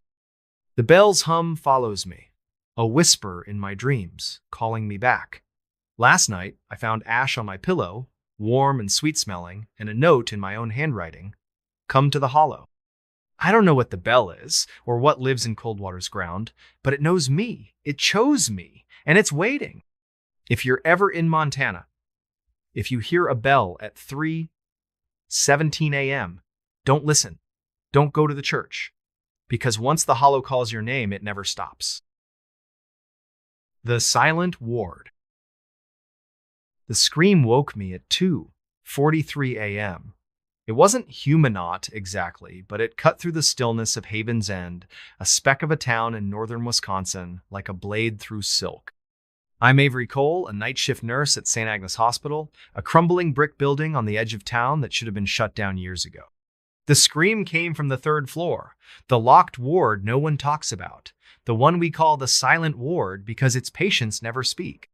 I was alone at the nurse's station, the fluorescent lights buzzing overhead, when that sound hit me, raw and jagged, like something tearing itself apart. I froze, my pen hovering over a chart, my heart slamming against my ribs. The hospital was quiet again, but the air felt wrong thick, heavy, like it was pressing down on me. Haven's End is a nowhere place, a cluster of sagging houses and a diner that smells of grease and despair, nestled in a valley where the pines grow too tall and the winters last too long. St. Agnes is the town's lifeline, the only hospital for miles, but it's a relic of leaky pipes, flickering lights, and a smell of antiseptic that can't mask the rot underneath. I'd taken the job 6 months ago, desperate for work, after a messy divorce, left me with nothing but debt and a car that barely ran. The night shift suited me. I liked the quiet, the way the world felt softer in the dark. But the silent ward, room 317, was different.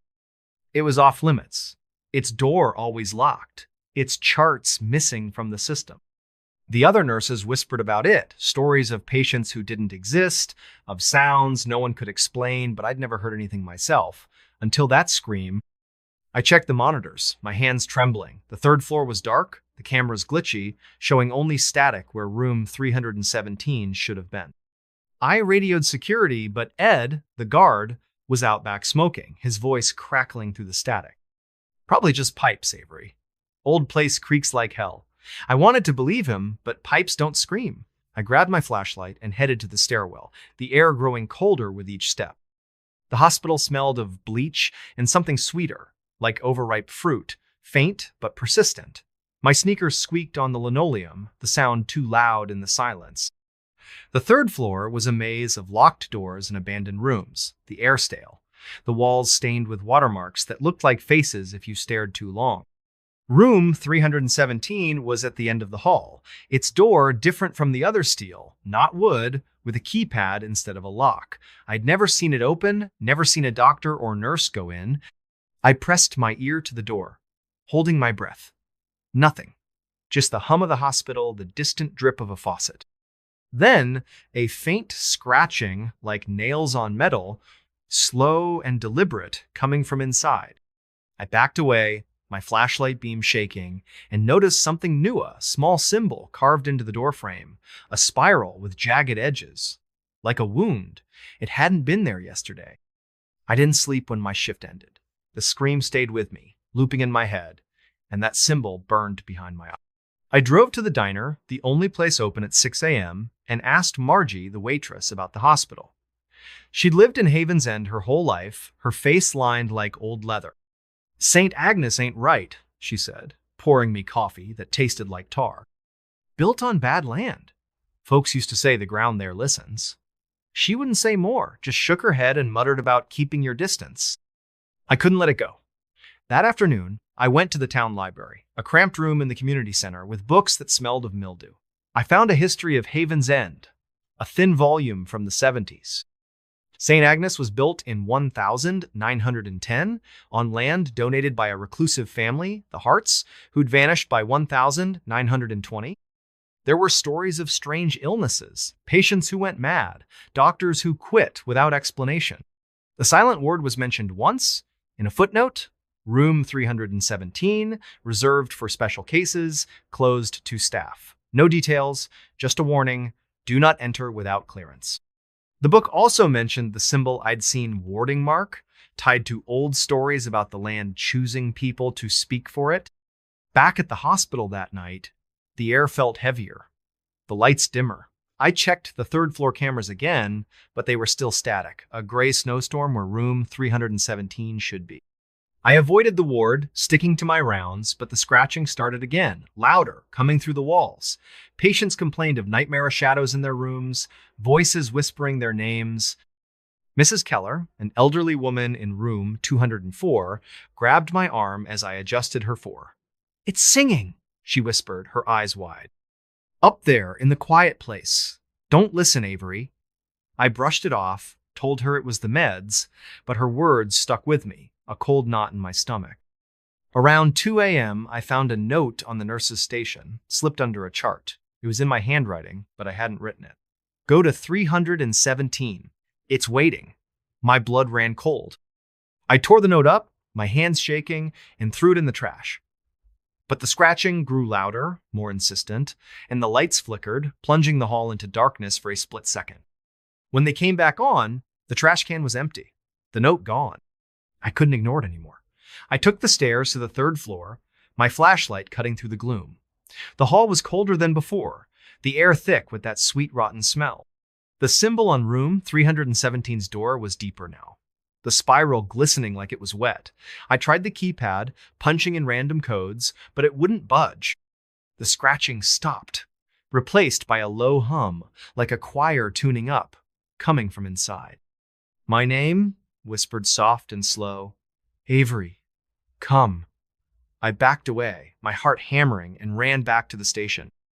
I called Ed, but his radio was off. I tried the hospital's main line, but it was dead, just static and a faint hum that matched the one in my head. I searched the records room, looking for anything on room 317. Most of the files were missing, but I found a locked drawer in the back, its key taped under the desk. Inside was a single folder labeled Ward 317 Restricted. It held patient logs, but the names were redacted, replaced with numbers. Patient 12, admitted 1,943, non-responsive, transferred to 317. Disappeared. Patient 27, admitted 1,968, Heard voices. Transferred to 317. No record of discharge. Dozens of entries. All the Samino outcomes just gone. The last page was a photo, grainy and old, showing a nurse standing in front of room 317's door, her face blurred, the spiral symbol carved into her hand. I didn't sleep after my shift. I drove to Missoula, to a friend's house, needing distance, needing answers. Rachel, my historian friend, met me at a coffee shop, her laptop open to scans of old documents. St. Agnes was a dumping ground, she said, her voice low. People who didn't fit mental cases, drifters, anyone the town didn't want, they sent them to 317. No one came back. The Harts, the family who built it, they believed the land was alive, that it needed voices to speak through. That symbol you saw, it's in their journals. They called it a key. I told her about the scream, the hum, the note. Her face paled. Get out of Haven's End, Avery. That place, it's not just haunted, it's hungry. I went back, not because I wanted to, but because I couldn't stay away. The hum was in me now, a constant drone, pulling me back to the hospital. That night, the third floor was different. The lights were out, the hall lit only by a faint glow from under room 317's door. The scratching was gone, but the hum was louder, a song without words, weaving through my thoughts. I found another note on the station, in my handwriting again. Open the door. This time, I didn't tear it up. I walked to room 317, my flashlight trembling, the spiral symbol glowing faintly, like it was alive. The keypad beeped, accepting a code I didn't know, 243, the time I'd heard the scream. The door clicked open, revealing a room that shouldn't exist. It wasn't a hospital room, no bed, no equipment, just a bare concrete floor and walls covered in spirals, hundreds of them pulsing with that same sickly light. In the center was a hole, a jagged pit in the floor, the hum pouring out of it like a living thing. I saw shapes in the dark faces, hands, eyes watching me, their mouths moving, singing my name. I don't know how long I stood there, the hum filling my mind, drowning out everything. I saw myself in the pit, my face among the others, my voice joining the song. A hand touched my shoulder, cold and heavy, and a voice whispered, "You're home." It wasn't human, not anymore, but it knew me, knew everything about me. I screamed, or thought I did, and ran, the door slamming shut behind me. I left Haven's End that morning, my car packed with what little I owned. I'm in Minneapolis now, crashing on Rachel's couch, but the hum follows me. It's quieter, but it's there. In my dreams, in the silence between heartbeats, I find spirals everywhere on my apartment door, in the margins of my notebooks, etched into my skin when I wake up. Last night, I found a chart in my bag, one I didn't write. Patient 84, Avery Cole, admitted to 317, singing, "I don't know what lives in St. Agnes, or what it wants, but it's not done with me." If you're ever in Haven's End, if you hear a scream at 2:43 a.m., don't go to the third floor. Don't open the door. Because once the silent word calls you, it never lets you go. The door at the end of the hall. The knocking woke me at 3:13 a.m. 3 sharp raps, deliberate and slow, coming from the door at the end of the hall in my new apartment in Black Hollow, Vermont. I'm Riley Kane, a graphic designer who'd fled Boston after a burnout left me hollowed out, chasing cheap rent and solitude in a town so small it barely registered on a map. The apartment was a Stila second-floor flat in a sagging Victorian house, its paint peeling like old skin, its windows rattling in the October wind. The landlord, a wiry man named Mr. Harrow, had handed me the keys with a warning, "Don't bother with the door at the end of the hall. It's locked. Always has been." I'd nodded, too tired to care, but that night, the knocking changed everything. The sound wasn't loud, but it was wrong too, precise, too measured, like someone was testing the door's strength. I lay in bed, my heart thudding, staring at the ceiling where shadows danced in the moonlight. The apartment was quiet otherwise, the kind of quiet that feels alive, pressing against your eardrums. I waited, breath held, for another knock. Nothing. Just the faint creak of the old house settling, or so I told myself. But sleep wouldn't come. The air felt thick, heavy with the smell of dust and something sharper, like wet iron. I got up, my bare feet cold on the hardwood, and crept to the hallway. The hall was narrow, its wallpaper faded to a sickly yellow, curling at the edges. At the far end, maybe 20 feet away, was the door Mr. Harrow had mentioned plain wood, no knob, just a rusted keyhole and a faint crack running down its center. I'd barely noticed it when I moved in, assuming it led to storage or a sealed-off room. Now, it seemed to loom, the shadows around it deeper, almost liquid. I stood there, my phone's flashlight casting a weak beam, and listened. No knocking, no sound, just the hum of my own pulse. But as I turned away, I saw Ita faint scratch on the doorframe, thin and jagged, like a claw mark. I didn't sleep after that. The next morning, I called Mr. Harrow, my voice shaky as I asked about the door. "Told you, don't bother with it," he snapped, his tone clipped.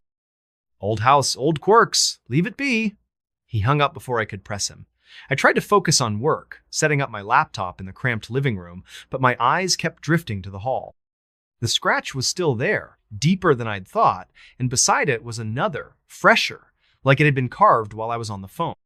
Black Hollow was a ghost of a town, a cluster of clapboard houses and a general store that doubled as a post office, nestled in a valley where the trees grew too dense and the fog never quite lifted. I went to the store that afternoon, hoping to dig up some local gossip. The clerk, an older woman named Esther, with eyes like chipped flint, gave me a tight smile when I mentioned the apartment. "Harrow's place, huh? You hear anything odd?" she asked, her hands pausing over the register. "Just the house settling," I lied, but her smile faltered. "Mind the door at the end," she said, her voice low. "Folks who live there, they don't stay long." She wouldn't say more, just handed me my change and turned away. Back at the apartment, I couldn't focus. The air felt heavier, the iron smell stronger, seeping from the hall. I searched online for anything about the house, but Black Hollow was a black Heleno records, no history, just a few mentions of a fire in the 1920s that gutted half the town. The house, though, was older, built in 1890 by a family called the Wickers. They'd vanished by 1900, no trace, no explanation. I found a grainy photo on an obscure blog, showing the house in its prime, the door at the end of the hall clearly visible, unmarked, its keyhole glinting like an eye. That night, the knocking came again. 3:13 a.m., 3 raps, slow and deliberate. I didn't move, just lay there, my breath shallow, listening.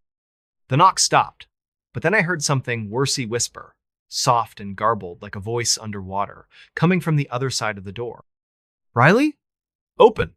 My name, clear as day, sent a chill down my spine. I grabbed my phone, ready to call someone in, but the screen was dead. Its battery drained despite being fully charged an hour ago. I stayed up, sitting on the couch with a kitchen knife, staring at the hall. The whispers didn't stop, weaving through the silence, my name over and over, mixed with words I couldn't catch. By dawn, I was exhausted, my eyes burning, but I went to the door. The scratches were deeper, forming a pattern Nawa spiral with jagged edges, like the one I'd seen in the old photo, carved into the house's foundation. I touched it, and the wood was warm, almost pulsing, like it was alive. I went back to the general store, desperate for answers. Esther was there, but her demeanor had changed colder, her eyes avoiding mine. "You heard it, didn't you?" she said, not a question. "The door calls, folks. Always has. Wickers built it, said it was a way to speak to the valley. Most who hear it leave, some don't." "What's behind it?" I asked, my voice barely a whisper. She shook her head. "Don't know. Don't want to. Last tenant, girl named Clara, she tried to find out. Found her car down by the river, empty. Door was scratched to hell after that." I left, my mind racing. Back at the apartment, I tried to work, but the whispers were louder now, even in daylight, seeping through the walls. I found more scratches in the windows, the floor, even the back of my laptop, all forming that same spiral. I called a friend, Sam, a journalist in Burlington, and sent him photos of the door, the scratches, the house. He called back an hour later, his voice tense. "Riley, those symbols, they're old, tied to stories about the valley. The Wickers thought it was a gate, not to a room, but to something else. Get out of there. I wanted to, but the whispers were in my head now, a constant hum pulling me toward the door. That night, the knocking was louder. 5 raps this time, and the whispers were clearer. A chorus of voices, some soft, some angry, all saying my name. I found a crowbar in the basement and pried at the door, desperate to know to make it stop. The wood splintered, revealing not a room but a staircase descending into darkness. The air was cold, thick with the smell of iron and something sweeter, like decay. The whispers surged, a song without words, urging me down. I don't know why I went. My flashlight barely cut through the gloom, the stairs slick with moisture. The walls were stone, rough-hewn, carved with spirals that glowed faintly, pulsing in time with the whispers. The staircase ended in a chamber, vast and echoing, its ceiling lost in shadow. In the center was a door, identical to the one upstairs, but larger, its surface black and smooth, like polished obsidian. The whispers came from it, a cacophony of voices, my name woven into their song. I saw shapes in the dark figures, not human, their forms shifting, their eyes glinting like the keyhole upstairs. They didn't move, just watched, their presence heavy, like a hand on my chest. I reached for the door, my hand trembling, and felt it warm, alive, the spirals moving under my fingers. The voices grew louder, and I saw faces in the door's surface, not reflections, but people, their mouths open, their eyes empty, singing. I saw Clara, the tenant Esther mentioned, her face pale, her lips moving. And then I saw myself, my face in the door, my voice joining the chorus. I screamed, or tried to, but the sound was swallowed, the air too thick to breathe. I ran, the stairs endless, the whispers chasing me. I don't know how I made it back to the apartment, but the door at the end of the hall was whole again, unblemished, the scratches gone. I packed my bag, grabbed my keys, and drove until the tank was nearly empty. I'm in a motel now, far from Black Hollow, but the whispers follow, faint but persistent, like a song I can't unhear. I find spirals everywhere, on my car, my clothes, my skin, etched so lightly I barely notice until they bleed. Last night, I found a key in my pocket, rusted and heavy, with no lock to fit. The door at the end of the hall is still there, in my dreams, its surface black and alive, calling me back.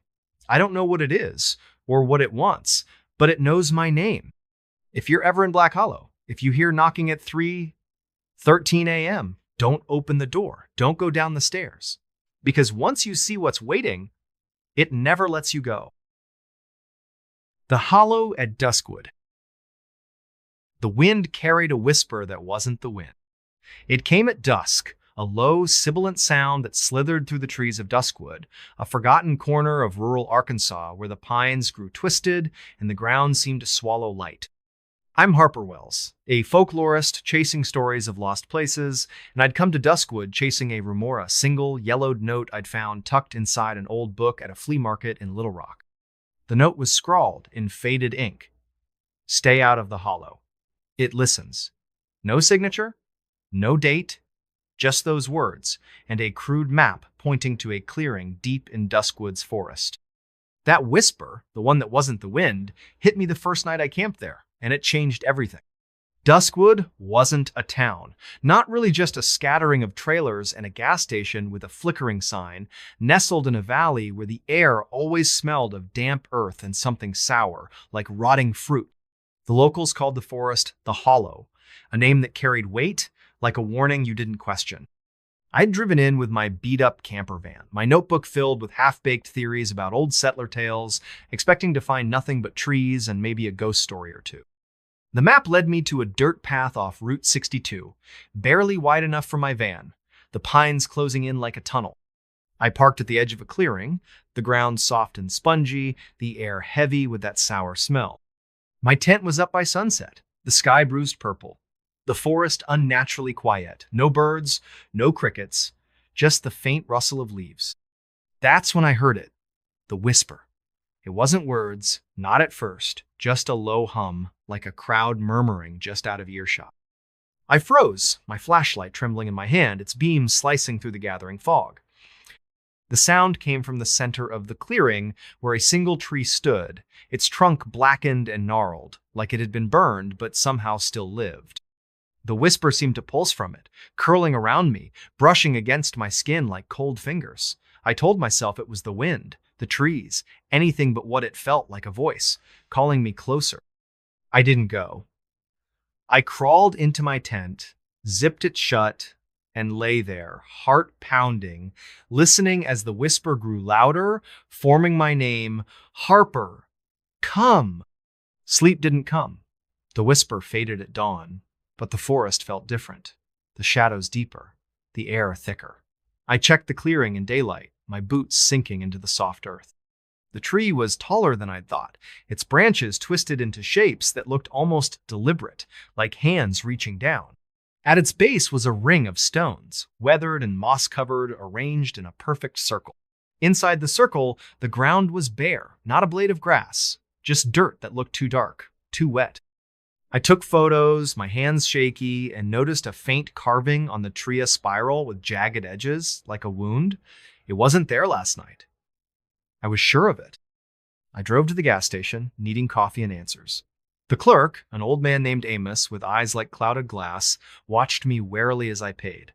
"You're camping in the hollow?" he asked, his voice gravelly. "Heard anything yet?" "Just the wind," I lied, my skin prickling. He leaned closer, his breath sour with tobacco. "Ain't the wind. Hollow's got a voice. You hear it. You're marked. Don't go back tonight." He turned away, muttering about fools and their stories, but his hands were shaking as he rang me up. Back at the campsite, I couldn't focus. The whisper was gone, but the clearing felt wrong, like the air was watching me. I searched my van for the note, hoping for clues, but found something else, a second note, tucked under my notebook, in my own handwriting, "Go to the tree." I hadn't written it. I'd have remembered. My stomach twisted, but I couldn't leave. The folklorist in me needed to know, needed to understand what the hollow was hiding. I spent the day digging through my research, old books and scanned documents I'd brought along. Duskwood's history was sparse, but there were whispers of a settlement in the 1800s, a group of families who'd built homes in the hollow and vanished by 1850. The locals blamed disease, but the stories were stranger people hearing voices, walking into the forest, and never coming back. The tree in the clearing was mentioned once, in a journal fragment from a preacher named Elias Ward. The hollow speaks through the tree, it chooses its voices, and they sing forever. The spiral symbol was there too, sketched in the margin, labeled the mark of the listener. That night, the whisper came again, sharper, more insistent, at exactly 3:13 a.m. I woke with a start, my tent zipper undone, the flap flapping in a breeze that wasn't there. The whisper was louder, a chorus now, voices overlapping, some soft, some angry, all calling my name. I grabbed my flashlight and stepped outside, the air cold and heavy, smelling of rot and iron. The tree was glowing faintly, its spiral carving pulsing like a heartbeat. I approached, my boots sinking deeper, the ground almost sucking at my feet. The stones around the tree were different now, rearranged, their surfaces scratched with more spirals, some fresh, some old and weathered. I heard footsteps behind me, soft but deliberate. I spun, the flashlight beam sweeping the clearing. Nothing, just fog and shadows. But the whispers grew louder, and now I could make out words. "Harper, join, see." My head throbbed, my vision blurring, like the sound was inside me, tugging at my thoughts. I saw shapes in the fog figures, tall and thin, their faces hidden, moving just out of sight. I ran back to the tent, zipping it shut, but the whispers followed, seeping through the nylon, filling my skull. By morning, I was a wreck, my eyes burning, my hands shaking. I drove to the gas station again, desperate for someone to talk to. Amos was there, but he wouldn't look at me. "You went back," he said, his voice flat. "Saw the tree, didn't you? It's got you now." "What's got me?" I demanded, my voice cracking. He shook his head. "The hollow, it picks people, makes them listen. You'll see." He wouldn't say more, just handed me my coffee and turned away. I went back to the campsite, not because I wanted to, but because I couldn't leave. The whisper was in me now, a constant hum pulling me toward the tree. I found more notes in my van, all in my handwriting. Look closer. Touch the mark. Sing. I burned them, but the ashes smelled sweet, like the rot in the clearing. I searched the forest, looking for answers, and found a trap door hidden under a pile of leaves, its wood rotted but carved with the same spiral.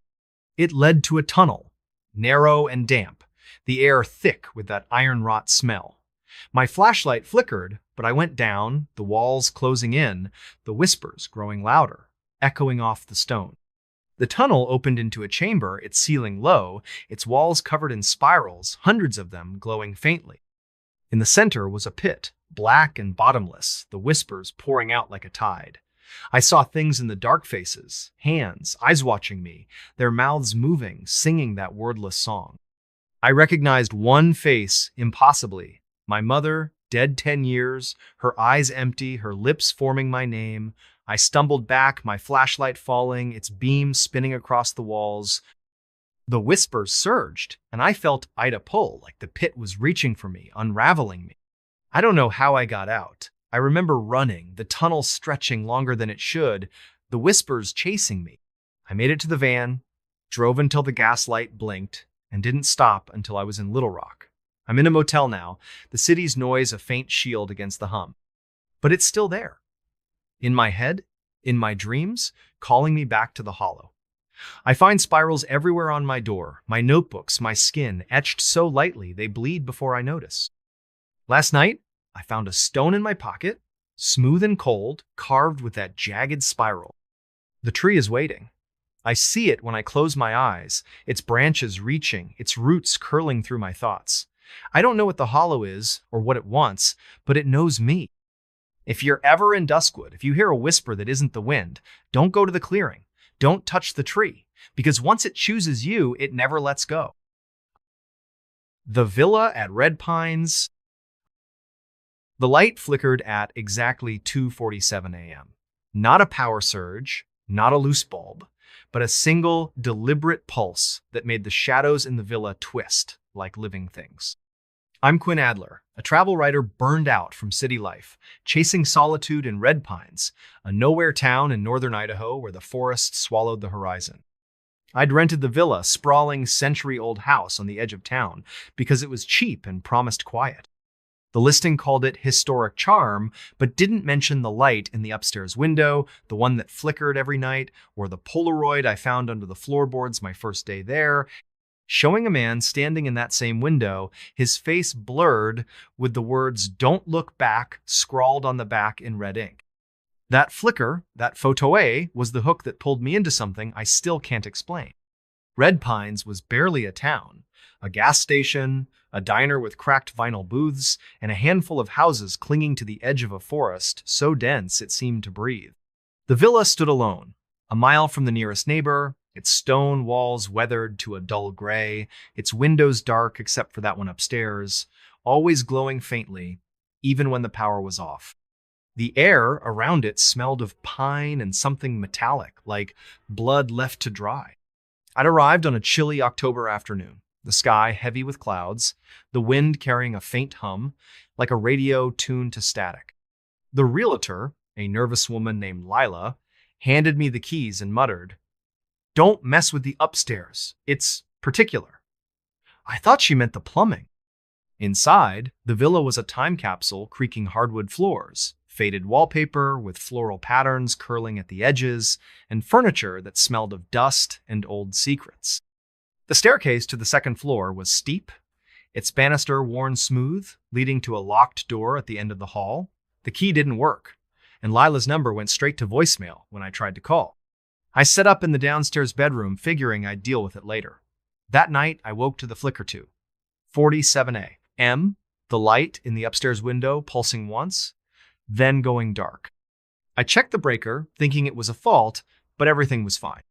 That's when I found the Polaroid, slipped under a loose floorboard in the living room, the man's blurred face staring out, his hand pressed against the glass. I didn't sleep after that. The house felt alive, the silence too heavy, broken only by the occasional creak of the walls, like footsteps pacing above me. My skin prickled, my mind replaying the Polaroid's warning, "Don't look back." I tried to work, typing up notes for my next article, but my eyes kept drifting to the staircase, to the locked door I hadn't seen yet. The metallic smell was stronger now, seeping from the walls, mixing with the musty scent of old wood. I told myself it was just the house, just my imagination, but the flicker came again the next night. 2:47 m. And this time, I heard something a whisper, faint and garbled, like a voice trapped in static, coming from upstairs. Quinn, see? I went to the diner the next morning, needing coffee and answers. The waitress, an older woman named Dot, with eyes that didn't blink enough, poured me a cup and leaned in when I mentioned the villa. You're staying at the old Hartwell place? She said, her voice low. Heard anything yet? Just the wind, I lied, my hands tightening around the mug. She didn't buy it. That house don't like guests. Last folks who stayed there, a couple from Boise, left after a week. Said the lights kept talking. She wouldn't say more, just shuffled off, muttering about bad ground. I asked around, but the locals were cagey. Their answers, vague stories of the Hartwell family, who'd built the villa in the 1890s and vanished by 1910, of lights that flickered without power, of whispers no one could trace. One man, an old-timer named Cal, grabbed my arm as I left. Don't look behind you, he said, his breath sour with whiskey. Not when the light goes on. Back at the villa, I couldn't focus. The whisper was louder now, even in daylight, weaving through the hum of the forest outside. I searched the house, looking for clues, and found a trap door in the pantry, its hinges rusted, its wood carved with a spiral symbol jagged, like a scar. I pried it open, the air below cold and damp, smelling of iron and decay. My flashlight revealed a narrow staircase, descending into darkness. I didn't go down, not then, but I couldn't shake the feeling that something was waiting, listening. That night, the flicker came again, 2:47 a.m., but this time the whisper was clearer, my name sharp and insistent. Quinn, come. I climbed the stairs, my heart pounding, the key suddenly working in the locked door. The upstairs hall was long, its wallpaper peeling, the air thick with that metallic smell. At the end was a room, its door ajar, the flickering light spilling out. Inside was a single window, the one I'd seen from below, its glass smeared with something dark, like blood wiped away. On the floor was another Polaroid, showing me standing in that room, my face blank, my eyes too dark. I hadn't taken it, I hadn't been here before. I ran downstairs, locked the door, and shoved the chair against it. The whisper followed, louder now, a chorus of voices, some soft, some angry, all calling my name. I called Lila, but her voicemail was different now, just static, and a faint whisper, my name over and over. I tried to leave, but my car wouldn't start, the engine dead, the dashboard flickering like the light upstairs. The house creaked, the shadows moving, and I found more Polaroids under the couch, in my bag, on the kitchen counterall, showing me in that room, my face wrong, my hands pressed against the window. I went back to the trapdoor, needing answers. The staircase led to a basement, its walls stone, slick with moisture, carved with more spirals, glowing faintly. The air was heavy, the iron decay smell overwhelming. At the far end was a door, black and smooth, like the one upstairs but larger, its surface pulsing with that same sickly light. The whisper came from it, a song now, wordless but alive, pulling me closer. I saw shapes in the dark figures, not human, their forms shifting, their eyes glinting like the Polaroid's flash. They didn't move, just watched, their presence heavy, like a hand on my throat. I touched the door, and it was warm, alive, the spirals moving under my fingers. The voices surged, and I saw faces in the